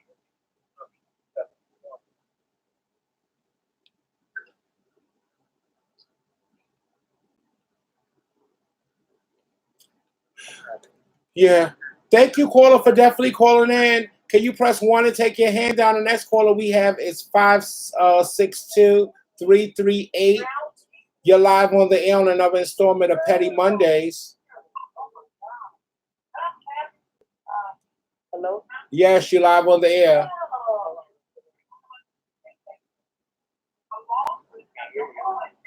Caller, you're live on the air. Okay, that caller is gone. Private caller, you're live on the air on another installment of Petty Mondays. Kelly, Yes, you hear me? yes, I can. Okay. Well, what I want to say, Ricky, both of us not the same how it used to be. You girls need to bring it together because, you know, I live for ballroom. I always live for ballroom. You girls need to get it together because it's not fair and it's not fair. And like the way y'all girls judging all that right now, it's not fair. Or you bitches need to get it together without leaders and make bitches shy away from ballroom. Thank you, caller, for that. Kelly, Yes, can you hear me? yes, we heard you. Okay, yeah, I'm just saying, it's just not the same. It's just not the same. It's just so much judgment. It's just so much. Get it together. That's all I'm saying. Okay. Ballroom back to what ballroom used to be. Thank you very much, caller, for that. Thank you very much, caller, for definitely calling in. Press 1, caller, and take your hand down, please. Hold on, Marcus. We got one more caller. Private caller, you're live on the air on another installment of Petty Mondays. Are you here for the shit, or are you just here? I'm most definitely here for the shit. I used to have a ball and not have one fucking roaming category, one fucking realness category, and those are definitely two of the most popular categories at any ball. People who do this ball, I assume they are decent people in the ball scene, so why that order category was established is beyond me. Moving on from there, this council, okay, Michael Haynes was on early, I think he's still on, talking about the whole structure of the council and how it came about and all that. But we've had issues with councils for years, and the common denominator has always been that it's been done secretly. Why not say, hello, ballroom, I'm going to set up a council for the Heritage Ball to deem legends and icons? Who do you guys think should be on this council? Instead of just taking a private approach and just giving people who he feels is suitable for the job. That's the problem with ballroom now. It's not transparent. People always say the things are transparent, but it's not.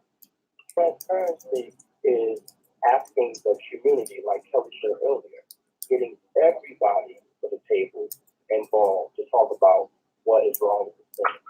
There's nothing wrong with getting different eras of icons to come together and be a council, but what's the secrecy about? Why don't you ask the people?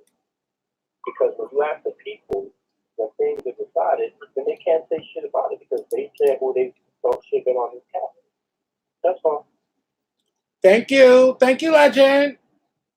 Well, before you go, hello. Go ahead. So can we call the someone line? Okay. Across the bureau desk, would you like to confirm off here? I want to be there. Repeat your question. I said some tea came across the desk earlier today. Would you like to confirm it on the air or off the air? Well, I don't know what tea you're talking about, so I can't say. Harold, you're next.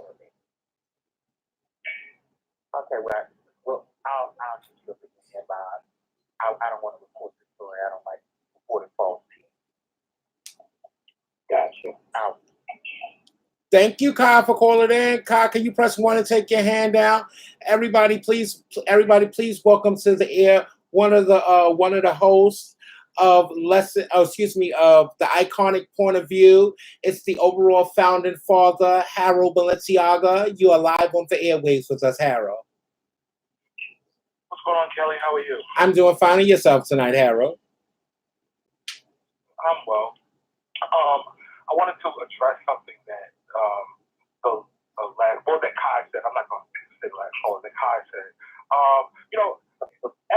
Whenever things happen in ballroom, we always then find a problem with the process. There always becomes a problem with the process when it doesn't pattern itself to meet what our expectations are, or whatever the case.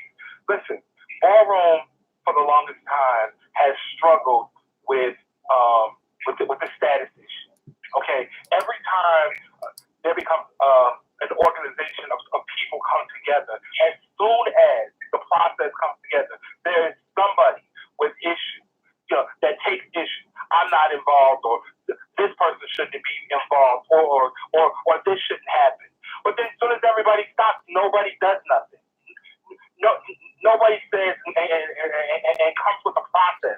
It's not until everybody starts trying to work on things, then all of a sudden everybody has a solution. Well, where are these solutions? When nothing is going on. Okay. Let me finish, please. Let me finish. Let me finish, please. Thank you. Okay. That's the point across. Okay. For this ball, Michael Haynes, as has been the case with numerous balls across the country, whether the Midwest Awards Ball, whether the Capital Awards Ball, whether it's somebody doing awards in the South or whatever the case. An individual goes to respected people in the community and ask their opinion on particular people. Is everybody in the process every time? No, there are times that I wasn't in the process, but it's nothing to be upset about. So at this point, people recognize the importance of trying to get this right. This is in its infancy stages. There are a lot of things to work out. There are a lot more people to bring into the process, from different houses, from different regions.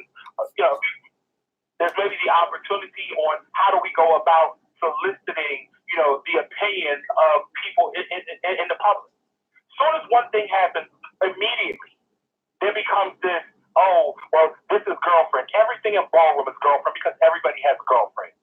Everybody has a girlfriend. So everything is girlfriend. Why do people just cry all the time about every damn thing? But go ahead, Marcus. So my question, Harold, is, or my comment and question is, it's kind of the opposite of everything, right?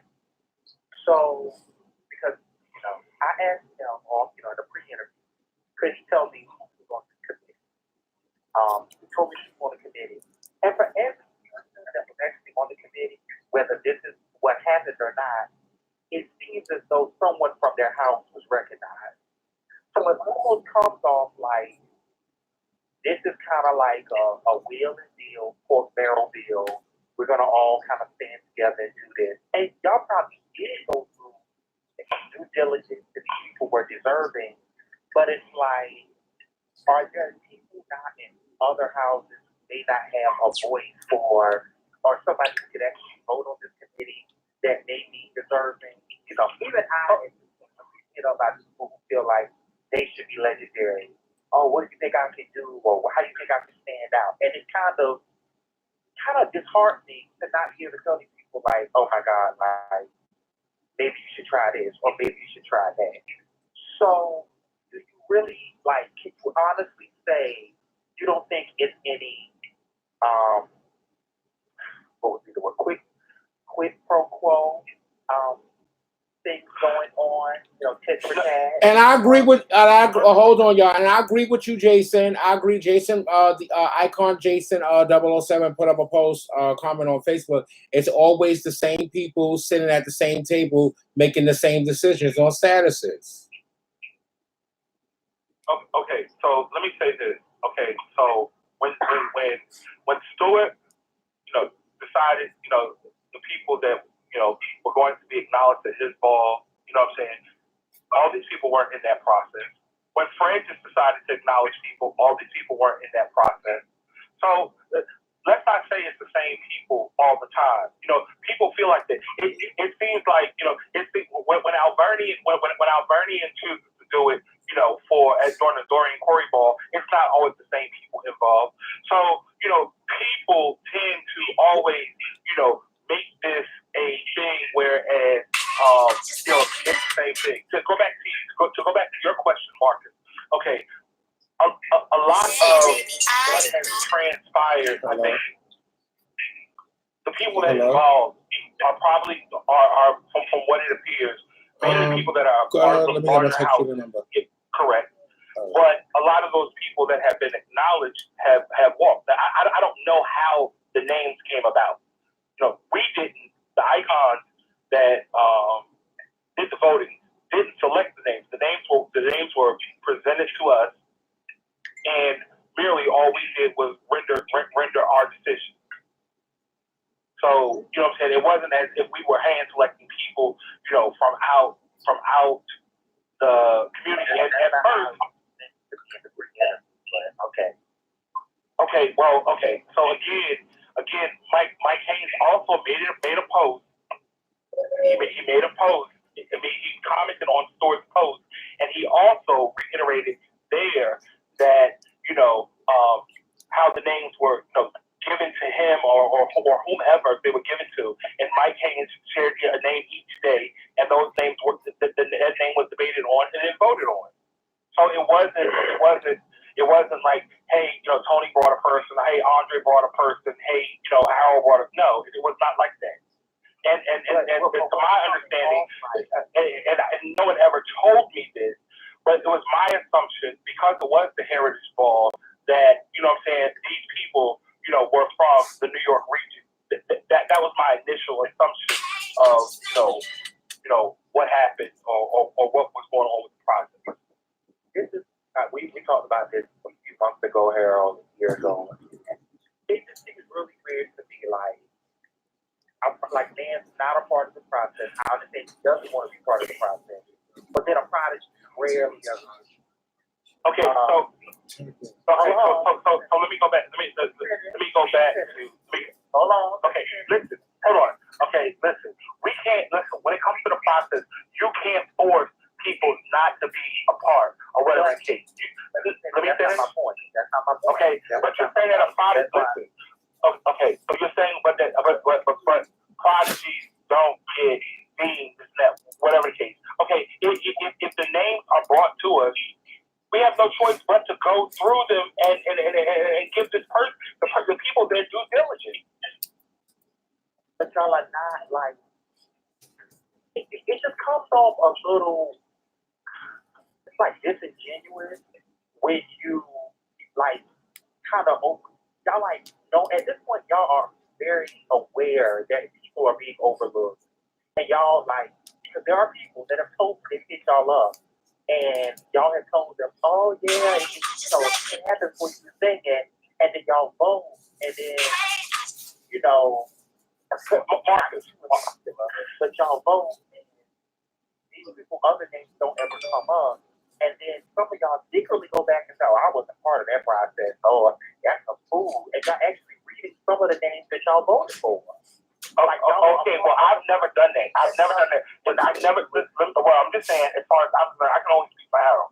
Okay, there are names that I vote no for, but I will stand up there. If I'm a part of a collective that votes in favor of something and I vote against it, I'm still going to stand there, because it's just like with the election in this country. You know what I'm saying? I believe the process is a democratic process, and everybody, shares their vote. Just because I don't agree, that doesn't mean that I cross my arms and sit it out. No. That's not how you work with other people. So, and to go back to what you're saying as far as people feeling overlooked, listen, sometimes people go to particular individuals to say, hey, I feel like this. And unfortunately, some people may, give people an answer to say, well, yeah, I think you should do this, whatever the case is, blah, blah, blah, whatever the case. Does that mean that it's going to automatically happen? A person should never tell someone, do X, Y, Z, and this will happen. You can't say it if you're relying on other people to vote. If it's me, Kelly, the man, Jason, and Nietzsche, I can't tell one person to do something and then, then automatically assume because I told this individual that the other four people are going to co-sign and agree with that. So no one should ever think. Oh, everybody, welcome to the show, the icon, Jason 007. For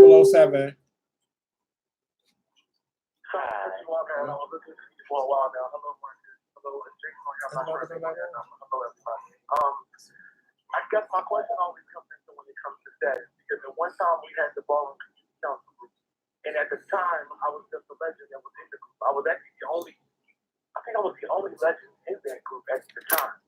But it's interesting to me when it comes to the deeming process, because I get it. A lot of houses feel like, their house gets overlooked when the deeming process happens. I can only speak for the house that I family was in, but in the House of Prodigy, we didn't go to that.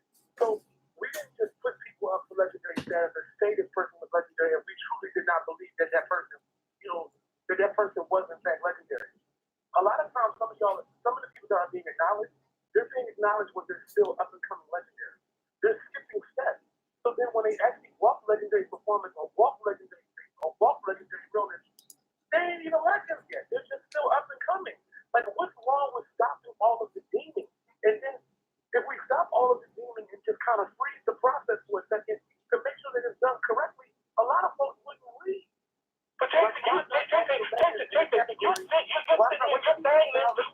ball, you want to support legendary for their particular category to vote on the process. They were there, they know. Why not? But Jason, at your ball, this year, 2018, you opened up a whole category. I walked out there for okay, but Jason, listen, you were an icon. You were an icon at that time. You had the opportunity to say in my heart that she was legendary gold fest. I always tell people, if you feel like you're legendary, no one can tell you otherwise. Walk the category. She walked. She received 10. It was other icons there besides just myself. It was Kelly there. It was you there. It was Andre there. It was Dan there. There was a bunch of other icons in the building. No one said nothing. Same thing with exactly, but my point is Cookie Walk. So what's the point?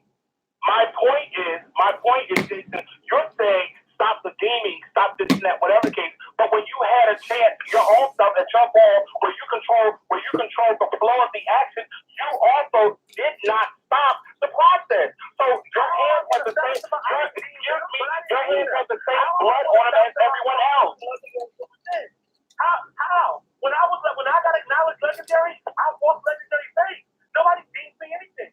I felt from within that I was legendary. And Jack and all of them had an issue with me being legendary face. But like I said to all of them, fuck them. I'm gonna walk legendary face when I went in a discussion. That's it. Okay, but Jason, here's the problem. Here's the problem in ballroom. Listen. Okay, let me rephrase that because I just talked to someone about that. Here's one of the issues. Okay, you just said that out your mouth. But have you not said to me when other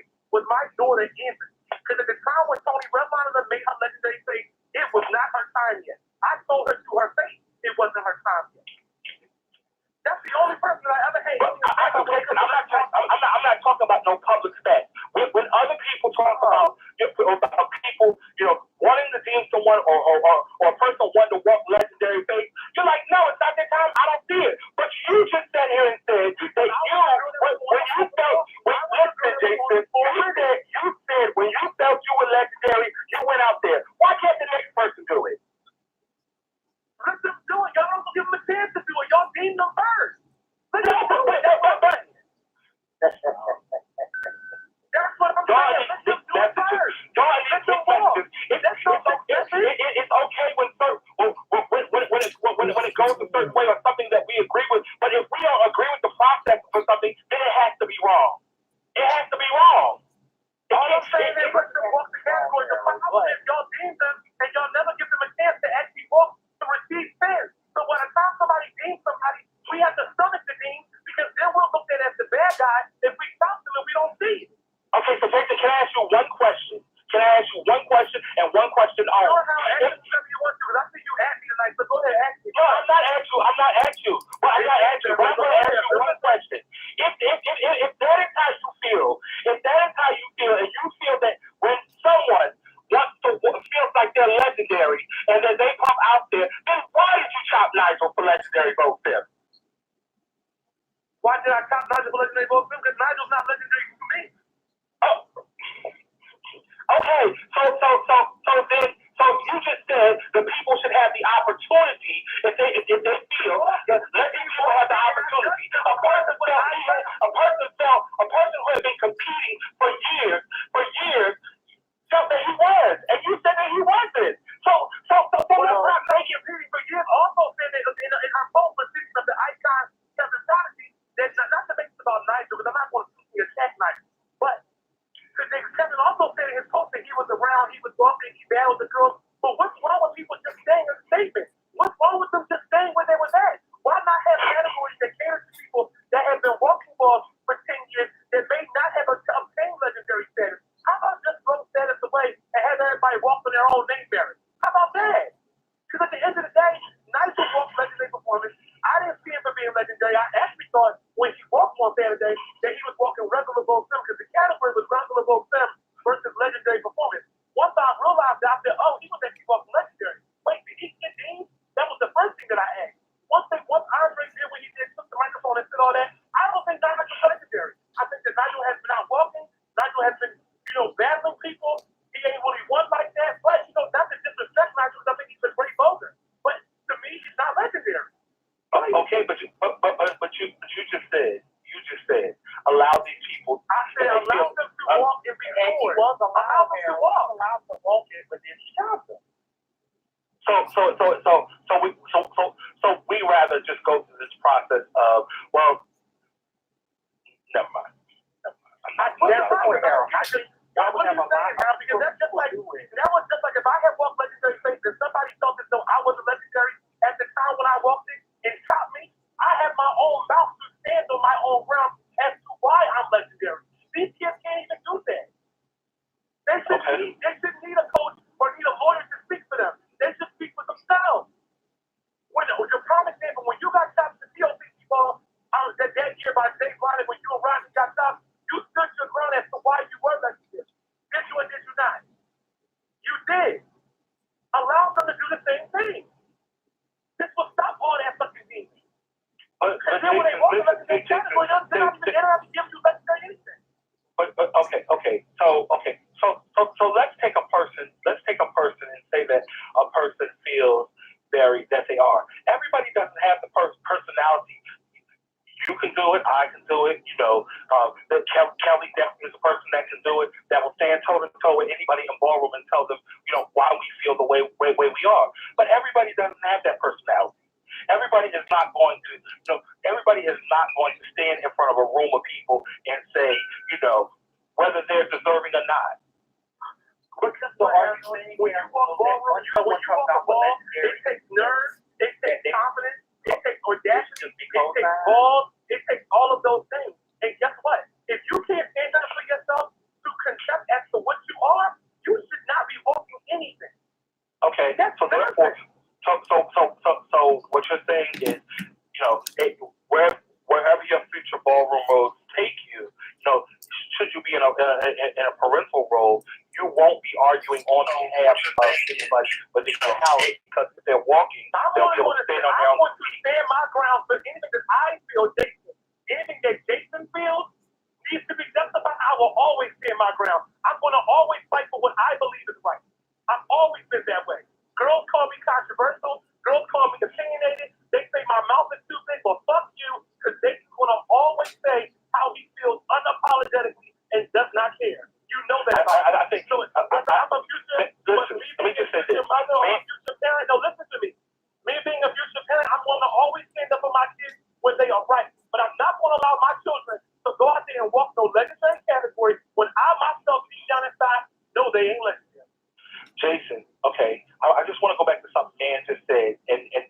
part of the Ballroom Council way back when. Okay, all the way back when.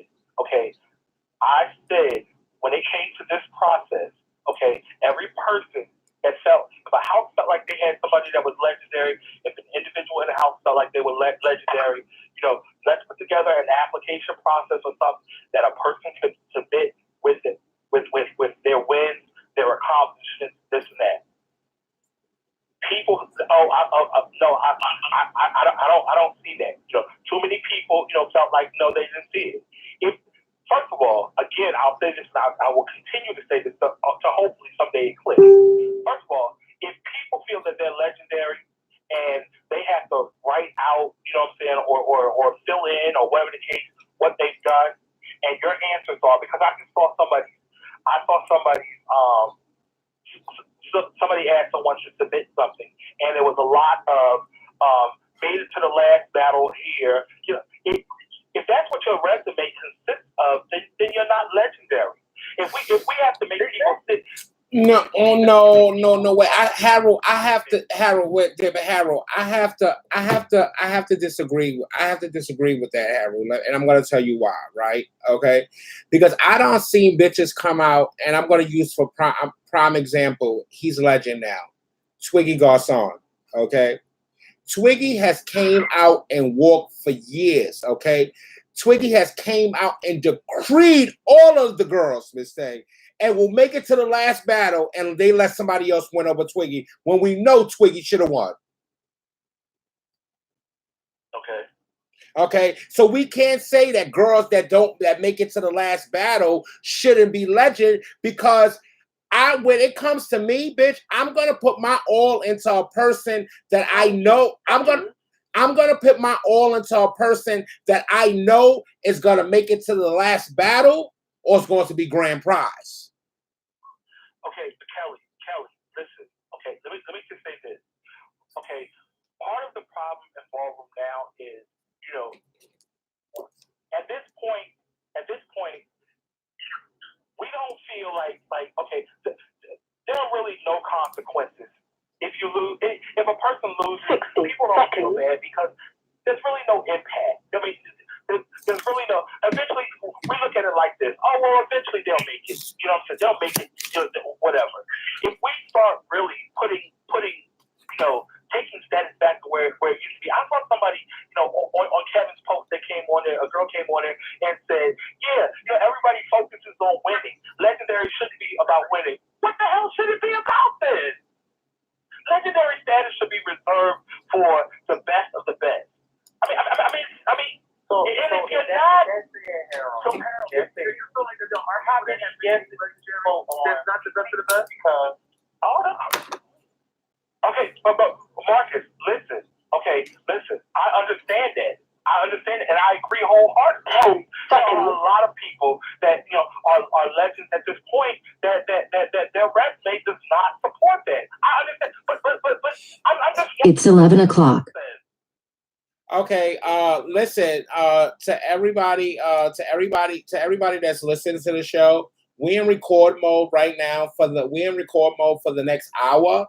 But if you're on the live or any one of these lives and y'all feel that y'all want to call into the show, let me know, because I knew that this was going to be a heated show and I have another show scheduled. So everybody can just hang up and call back in if people want to call in. But if y'all just sitting here and y'all want to comment on the live, we ain't no reason for us to switch over to the other show. But go ahead, y'all. And man just made a good point saying that it should have been 10 years.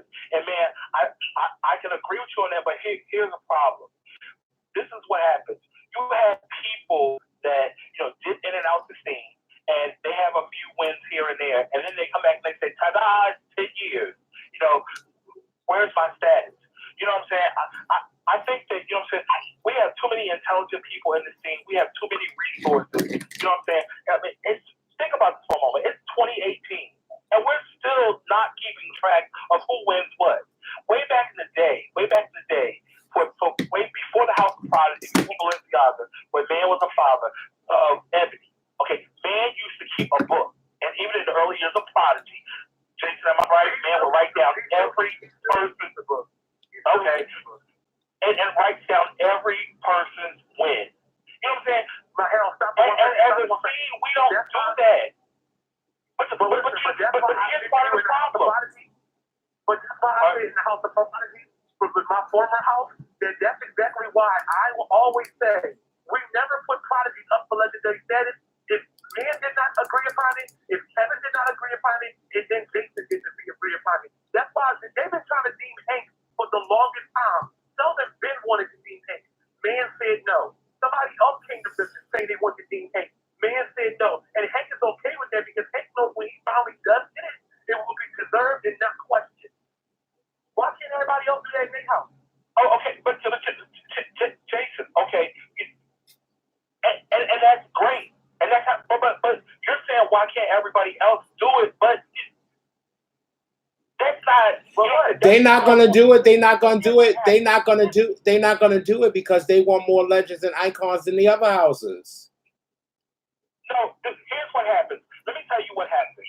Okay, when Harold tells a particular person in his house, no, it's not your time. You know what happens? Well, so and so said, and so and so can tell you whatever the case. Then the next thing you know, and I have several screenshots of messages where people have had conversations. Well, suggesting if the support for you isn't there, you know what I'm saying? Maybe that's not where you need to be. Or, and all kinds. Of course. What you're doing is you're co-signing it, or actually not saying if you're silent, it's making adding to you agreeing to it, and that's not right. Y'all have set up a lot of people that they have these legendary titles and they don't have the respect as a legend, and y'all really do at this point, unless y'all actually tell people we don't think you are a legend, y'all are never gonna fix the problem. But see, let's go back. Okay, but see, that's thing. But okay, here's what happened. Let's just look at tonight. Okay, when this process happens, what happens is when this process happened, a person felt they was left out of the process. They weren't. You know what I'm saying? Or it wasn't their time. Then it becomes a problem. Then it becomes, this whole panel is girlfriends, or this and that. People in this scene, everybody can say, oh, how things are, but people in this scene don't accept no. But this is the other point too, Harold. Y'all also never tell us who was denied. Y'all only tell, I guess not embarrass. Why embarrass the people? Well, that's not embarrassment. It's not embarrassment because see, y'all don't sit. Everybody sit, and they talk about the girls that was accepted, bitch. But the same way the list get out with those girls that was accepted is the same way the list get out with the girls that was denied. No, that list is still on a good time than the accepted. Because if a person got denied, at least that way they keep coming back stronger. Like come back harder, bitch. Like no, not yet. Wait. No, not yet. Wait. Keep coming. And then and for other people to say, okay, well that person got denied, and my resume is kind of similar to theirs. Okay, well I ain't gonna ask for it. But they see the foolishness y'all keep pushing through, and they're like, well, bitch, my resume. But see, y'all say y'all, but it's not the same people voting all the time. The people have come to me and said, have you voted the last 10 times? No. Have you voted 5 out of those 8 times? No. So you mean to tell me you ain't voted 5 out of those 8 times? Girl, you should have said 4. You might have got lucky. But you said 5. Girl, you know what? I can't. So then you're that's 50%. That means you're a part of the y'all. And the other reason why, the other thing is too, Harold, you brought this up earlier. When Bunhead does it, I feel as though you don't have a dog in the fight. So even if his intentions may not be as genuine as some others, like it's not like he's doing his house level. So it just looks weird when you, Anthony, an icon, what other houses can always get it. Everybody, I'll just Ryan. It's all of y'all on the and it's always and outside of London, outside of Prodigy, because London have been in every process that I've been a part. Outside of Prodigy, those are probably the houses where people do the most walking. Hold on, y'all, because a bunch of people has pressed 1. Hold on, y'all. Give me a second. 404-242, you're live on the air. 404-242, you're live on the air. Hey, what's up? You're live on the air. What's going on, sir? What's up, kid? Hey, my only thing is to say, I don't blame the people because, like, you know, some of this business legendary, like, we can't do the thing now because I don't give a fuck about that. I'll talk to girls like other icons for my category with the last thing for real. They didn't have anything to do with that, and I'm not even necessarily blaming them. But if you have an icon, simply act like, oh, well, what is this person done? If people would tell them, like, you know, oh, well, this person did this, this person did this, and I just saw what someone was like, oh, he's in the Hall of Fame. I mean, don't get me wrong, and if you my friends, I don't give a fuck about this Hall of Fame shit. I mean, if you weren't really interested in dealing with me, then I don't really know what to tell you. I mean, you could do the honorable thing and just be like, oh, no, it's not my time. But most people aren't going to do it. If somebody is going to recognize it, they're going to be like, oh, yeah, okay, cool, it's my time. You know, maybe it's not the time, but, you know, okay, cool, congrats, but, you know, get it. I mean, I'm not going to be fake and be like, congrats, but, all right, got it. It's what it is. Okay, so I mean, I think that you shared some information, and some people may not have known. And I don't know if this was discussed before, but there was an individual that was acknowledged, that wasn't even a part of the whole process, and that's happened at a few balls, whereas an acknowledgement process starts, and then somebody decides that, well, you know what I'm just going to go up here and I'm going to handle this myself, and a name is added. See, the problem can't be corrected in ballroom if people are just going to go rogue and do their own thing. But the problem can't be corrected in ballroom if individuals feel like, if every time something starts, because someone is not in the initial installment, it's let me run to this person and, make this happen. You know what I'm saying? Hold on, Harold. It was 2 people that were acknowledged, but that wasn't y'all pretty or whatever. Honestly, I'm sorry. I didn't know. Go ahead. Hold on. But your full disclosure, apparently he was told before y'all started doing that he was able to do that. Like he was granted permission to do that before y'all started working on whatever process y'all want to follow. So can I ask the question? That's okay. I'm not Icons, not to say that icons can't do what they want, but it always seems like there'll be icons that are a part of the process. And then when something doesn't go the way they want it to go, they go rogue, and then they start doing their own separate demons, and then it turns into a power struggle of everybody arguing amongst the top figures. Like, I don't get why they do that. Right, and it's like, it's like, okay, what is so hard with saying, hey, I hear there's a process going on, and, I would like to be a part of the process, and, I don't know, what I'm saying, just whatever the case. Like, why is it so hard for people to try to work together? Everybody wants to just flex their muscles, like, and then when you step back and say, well, go ahead, you got it. Oh no, never mind. I don't want to be bothered because that's what happened last time. All of a sudden it became people, honestly, names that I hadn't even heard. Oh, well, who are these people acknowledging people? Well, we're gonna get something together, and this is what we're gonna do. Okay, go ahead. Never seen not one of them people do anything. So, I mean, again, everybody is frustrated with the process. But, it has to be fixed. I wish that man would get involved. You know what I'm saying? I wish that, I'm hoping as we go forward that, more people, and I said this before, Jason, I said this in the Ballroom Community Council. I said in order for this to be effective, we need to have buy-in from all geographic regions. So everyone feels they are part of the process. So everyone feels that they are heard. I don't want to put the emphasis on men or anybody from. How can I say this not sound disrespectful? But it always sounds like they gravitate towards the elder or the older legends or icons, like icons.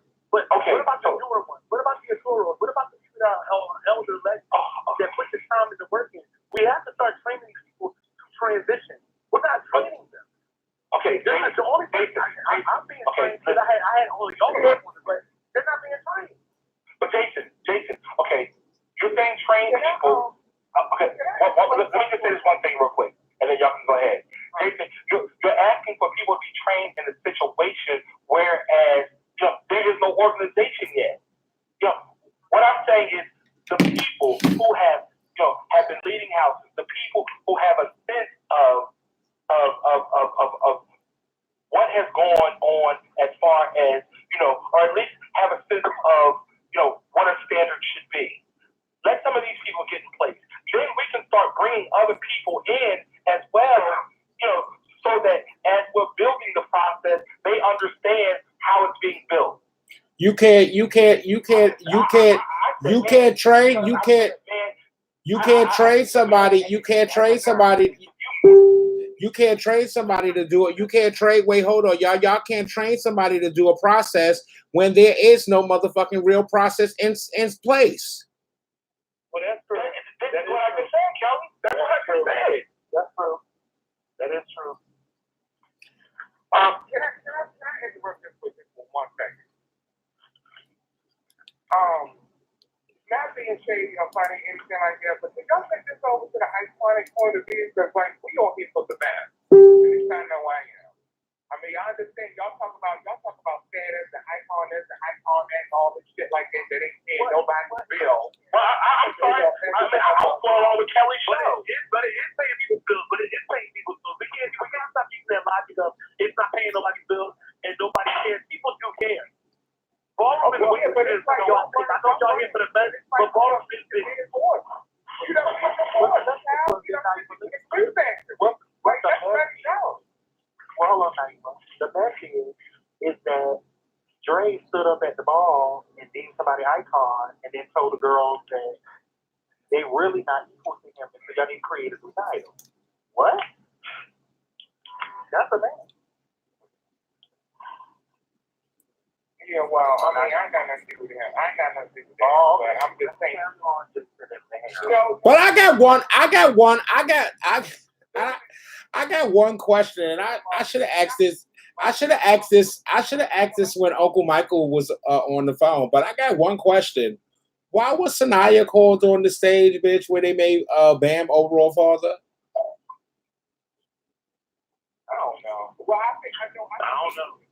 Something like that or something. I don't know why he said that. But I think it was like she was his mother or mentor or something. I don't know. Or maybe she just wanted to be in that spotlight or something. Maybe girls go up for the name really go up for when she did an LSS. But nonetheless, I'm saying about this. Sanaya don't care about nobody not going off of LSS. She don't care about this shit.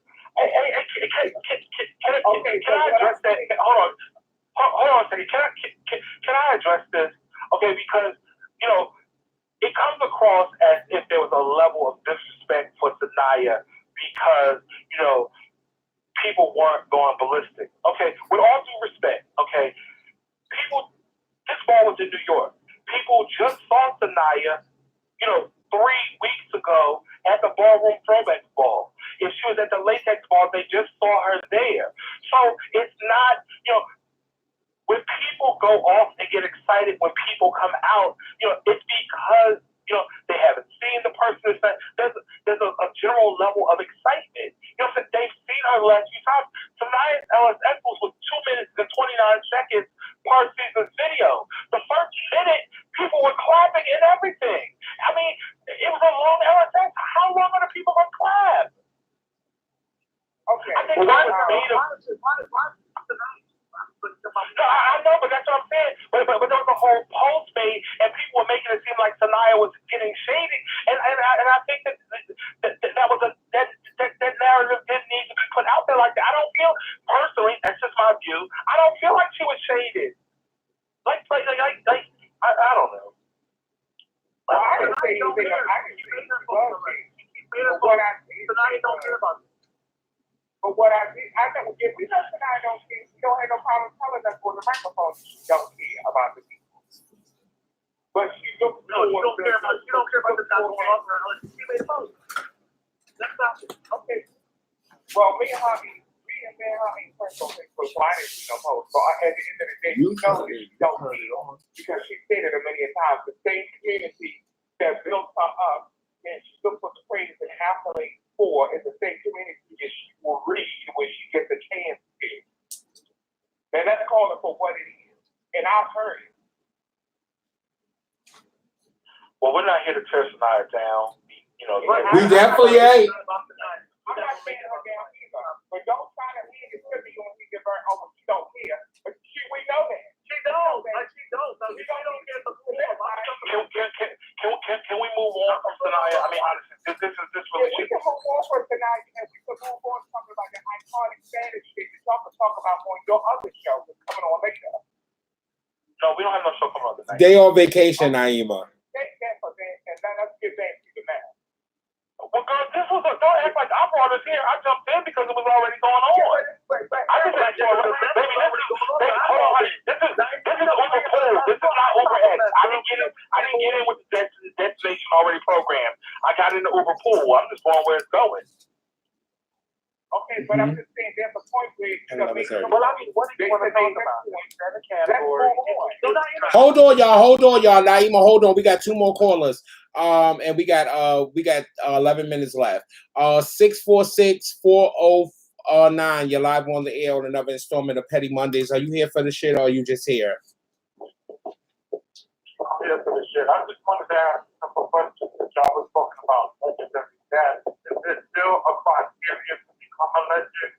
Because I think like you had to have like 10 trophies or more before you could become a legend. Like all these people getting the amount of trophies that are needed to become legendary, or There's no criteria. There's no criteria for you to be there's no criteria for you to be legend, bitch. You could be an icon. You could be an icon, and you could come out, bitch, at your ball and have a ball, bitch, and deem whoever you want.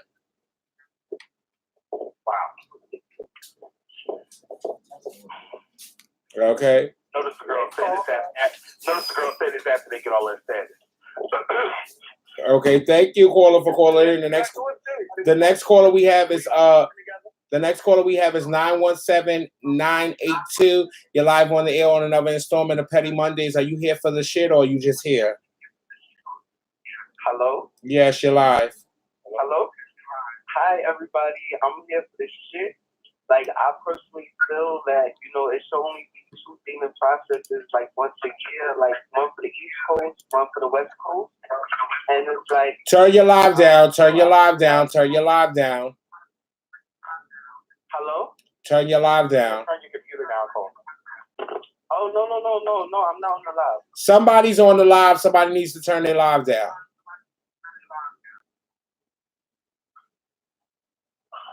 Okay, go ahead, caller.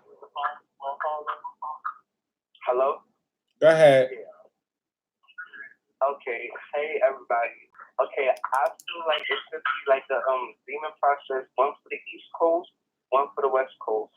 And it's like once a year, they should allow people to be deemed.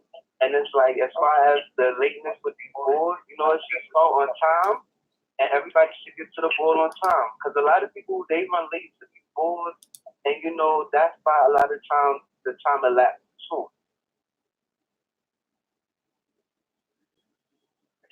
Well, Colin, I've seen a lot of people say that they think that it should only be once a year. But if there's a buildup of people that have to get deemed, then we may run into the same situation we ran into this weekend. We have all this time to acknowledge people and we don't get to the category.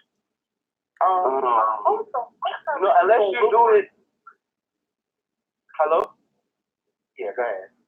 No, unless you do it like the day before a major ball, like one will be for the New York towards maybe Atlanta, and then the next will be from the Midwest all the way towards the end of the Midwest.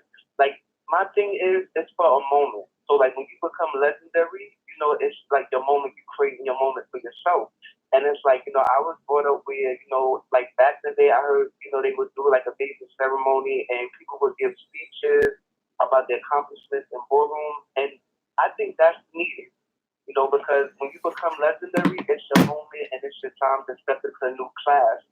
And it's like a lot of times when people are not stepped into the new class properly, you know, it could be overshadowed or overlooked.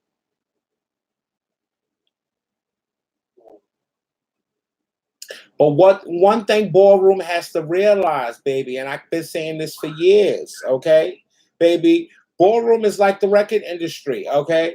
Some people are gonna go platinum, bitch. Some people go double platinum, and some bitches are gonna stay gold and motherfucking bronze. Everybody is not gonna go double platinum and platinum. Right. Right. Bitch, you can have all the motherfucker, you can have all the record sales that you want, bitch. If they don't feel that shit was platinum, bitch, and it wasn't platinum. Yeah, who is out of line? I don't know. Oh no, I just love y'all and I enjoy listening to the show. Thank you. Thank you for listening. Hey, girl, I want to ask a question a little bit away from that. I'm about to hang up. You guys can tune in tomorrow. Kelly coming to Eastern. We'll be live on BRTV Talk. Yes, I will definitely be live tomorrow on BRTV Talk, baby. So make sure y'all tune into that live. I'll be in motherfucking Eastern, bitch. I'm gonna be snatched late and motherfucking suicide, bitch, and I'm gonna be here for the shit. Hey Kelly, let me ask a question. Go ahead. What at this point? Okay, most balls are on live, you know, and the balls that aren't live, usually there's a video. You know, at this point, is there really a need in ballroom for an LSS? Like, you know what I'm saying? Like, it's really no. I don't think that it's a need for LSS because I think that majority of the people that they call out for LSS is actually walking the ball. Okay, I think LSS should be the 11 judges that's coming out to walk the ball. That should be LSS. I mean, that's coming out to judge the ball. That should be LSS. Created as a time whip. Like they did that until the people got there. So where did y'all get this thing where you had to wait till the people get there to do LSS? Right. So if you have people there, and if you don't have anything going on, and you feel like you want to get it started, okay, I'm fine. But there is no reason why there should be a full building of people, and LSS is still going on and on and on and on. It's like, at what point does it click in and say, "Hey, let's start"? Oh, and let's address this too. Y'all, I'm gonna say, and I hate saying old bitter, but y'all own. If you are above 18, you need to have ID. Y'all really need to stop. Like, most states now give out free state IDs if you can't get a driver's license. You don't have to pay for it. Y'all really, really, really need to stop y'all shit and get photo ID. Because nobody is running to the door to come get y'all. Ballroom is moving into prime time. These places want to scan your ID to cover themselves legally. Y'all need to stop y'all shit and get y'all started. What's the problem? And then also another thing is, bitch. So when we go to these clubs, yes, they do want us to have IDs, but when they have those machines, bitch, and they dip your motherfucking ID in that machine, bitch, these clubs need to stop sending motherfucking advertisements to people motherfucking address this thing in the mail and shit, bitch. I did not give you my ID to dip in there, bitch, for you to keep my information and send shit to my motherfucking house. So, Bitch, no. When they dip your ID in that thing, they be sending advertisements to your fucking house. Bitch, I ain't give y'all my ID to motherfucking dip in that shit, bitch, to send advertisement in the motherfucking mail, bitch. I gave it to y'all to get in the fucking club. They gotta make money to anywhere they know how. Bitch, that's why I carry my passport, bitch. You look at my passport, you can't dip my passport, bitch. And it's a mess though. But we really need to do something to unite everybody together. I really think instead of having these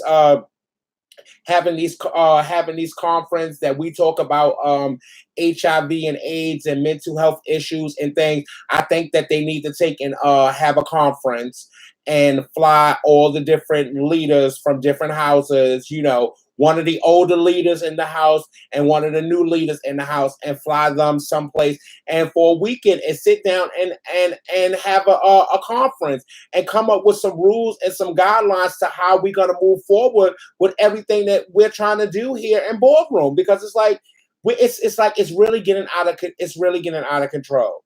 Okay, we can fly bitches to state to state to come to these conferences, to perform at these shows and everything. Why can't we work together and have somebody to come and sit down, a stenographer to come and sit down and take the minutes and everything about what everybody said and get a guideline together?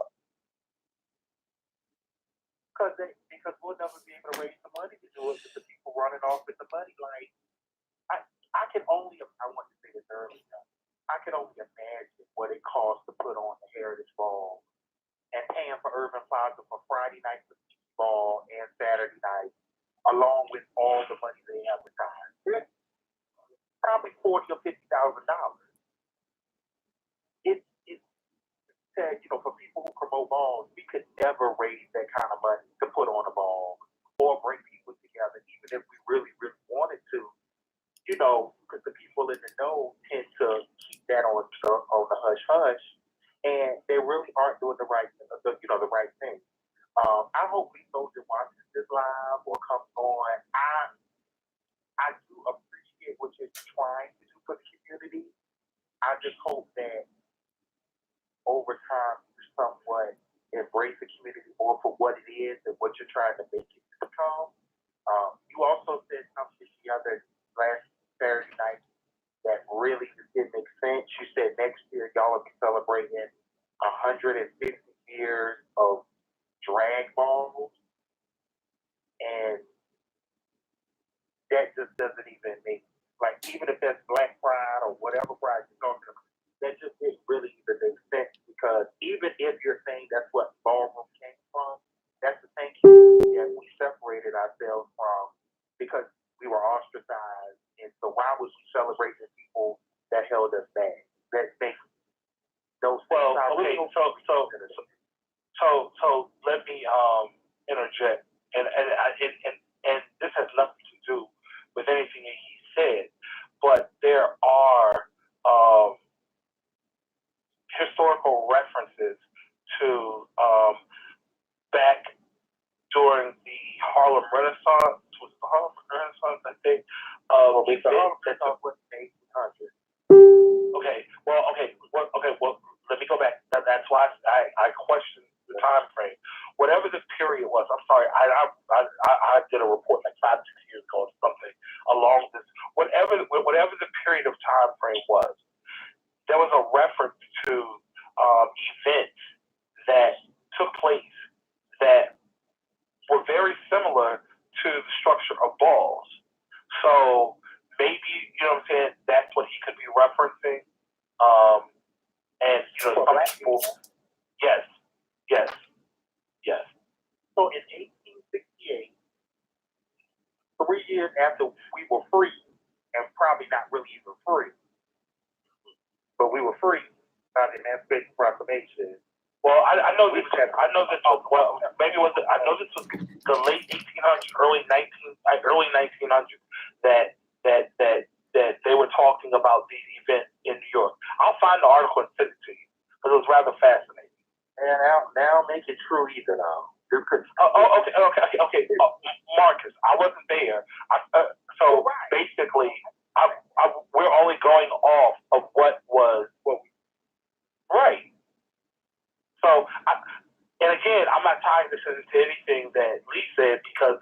say this could be what he's referencing. I don't remember an article.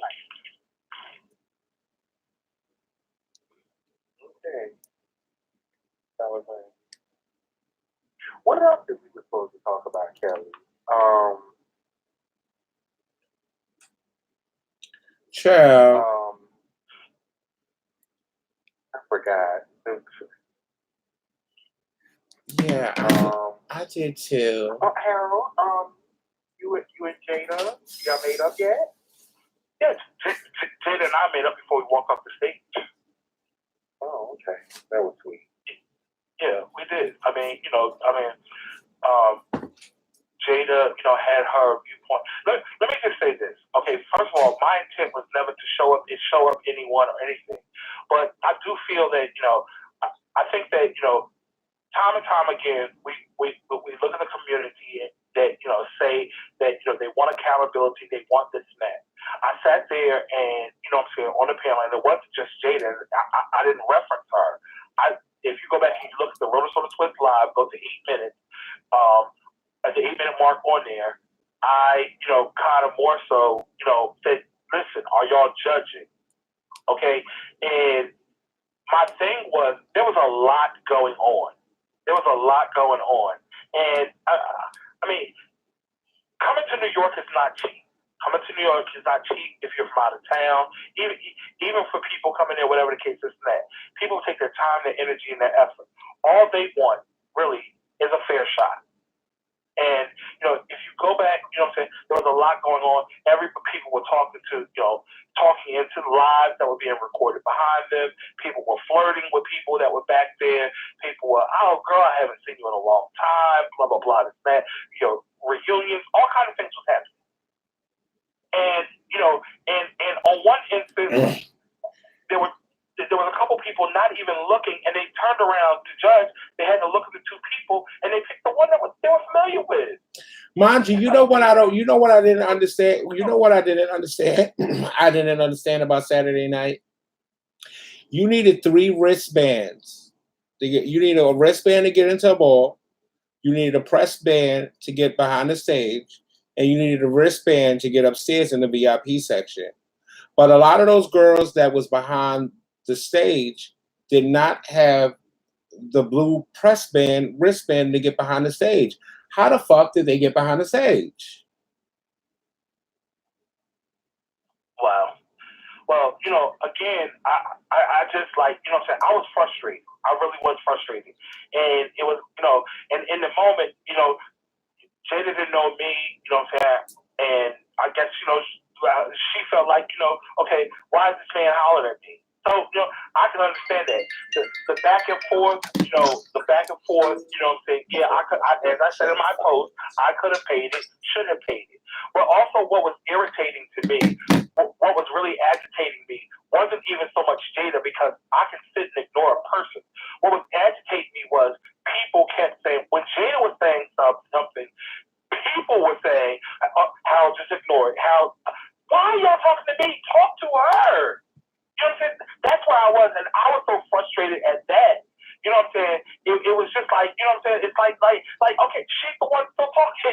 Y'all are telling me to be quiet, and it's like, what? Like, you know what I'm saying? So, you know what I'm saying? That's where my frustration came in. Jada and I had a very good conversation, after that, and I mean, Jada's like, from a different era, and, maybe at this point, a lot of people look at it as just a ball. It's not just a ball. It's not just the ball. People are watching the ballroom scene, with plans for the future. And the last 2 balls I've been to, I have met people there that are scouting people for talent. There's a lot going on, whether people realize it or not. And and there are going to be opportunities for the community. And you know what I'm saying? Why should our people not be allowed to take advantage of these opportunities if they want to? I agree. What bothered me was on the Facebook post, there were people like, oh, like they knew she was wrong, but they were defending their girlfriend. And it's like, oh, she's known for knocking people, or she knocked people back in the day. What did I do with? Wrong is wrong, and right is right. So it was just a lie. Just. Yeah, it was definitely a lot. It was definitely a lot that happened.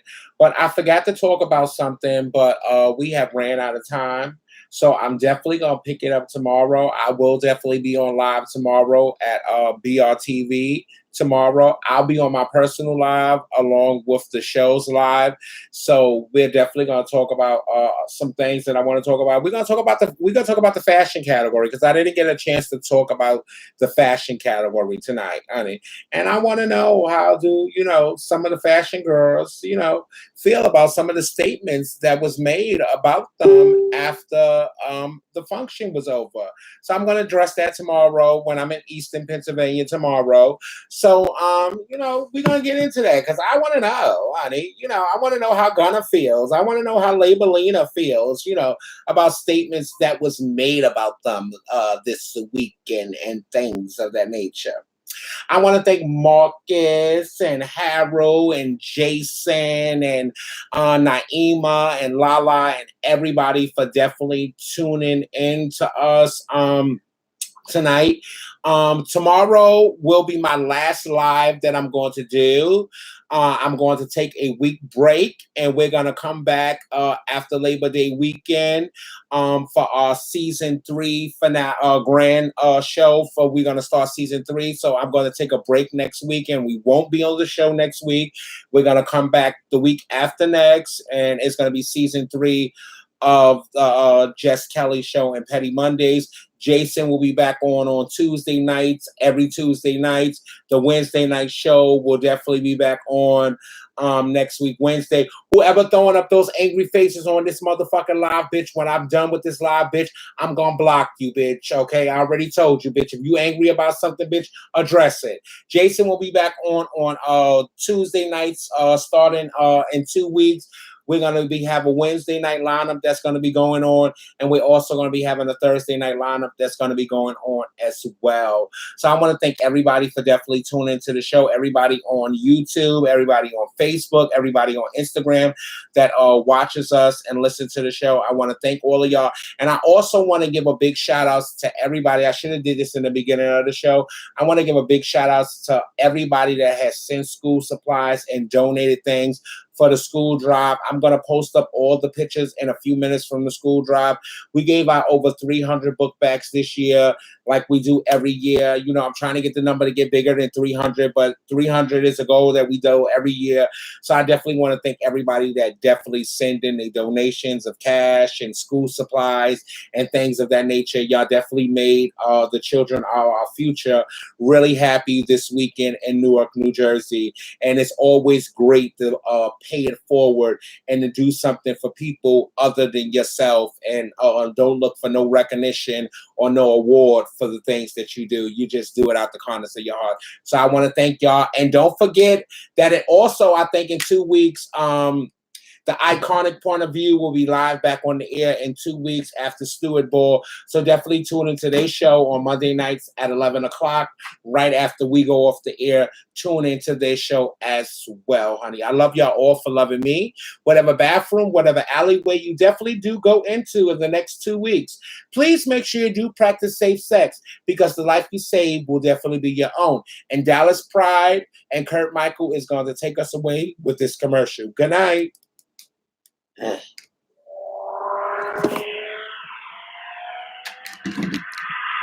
want you to save the date for the BHAP Conference 2018. All House and Pageant Communities, Conference on Leadership and Health Disparity. The theme, Having a Ball, Building Alliance, Leadership, and Legacy. Thursday, September 27th, 2018 through Saturday, September 29th, 2018. Dallas, Texas. Registration opens July 1st, 2018. More information at www.aboundingprosperity.org. They want you to save the date. The Masquerade Ball. Date, September 29th, 2018. Time, 2 a.m. to 8 a.m. Doors open at 11:45 p.m. LSS Longhorn Ballroom, 216 Corner Street Road, Dallas, Texas, 75207. Commentators, the icon, Zach Mizrahi and Jay Blonick, along with legendary Deshaun Lanvin. Free all night. Categories include House with the Most Texas, $2,500. The Spectator, Best Dressed, $200. Women's Body versus Sun Queen Body, one cash, $200. Sister versus Sister, two trophies, one cash, $250. Female Figure Performance, $500. Sneakers versus Sneaker, $250. Performance as a house, $500. Female Figure Evening Gown, $350. Female Figure Foot Iron Bag, $500. Team Realness, any realness, pair, only 2 for team, $400. Grand Prize, Sun Queen Face, the definition of beauty, $3,000. Mini Grand, Best Dress, $1,000. Over to All Runway, $400. Male Figure Foot and Eyewear, $500. Butch Queen Face, $700. The Distinguished Gentleman. Mini Grand number 2, Male Figure Sex Diving, $1,000. They want you to save the day. They want you to save the day. They want you to save the day. They want you to save the day. Save the day.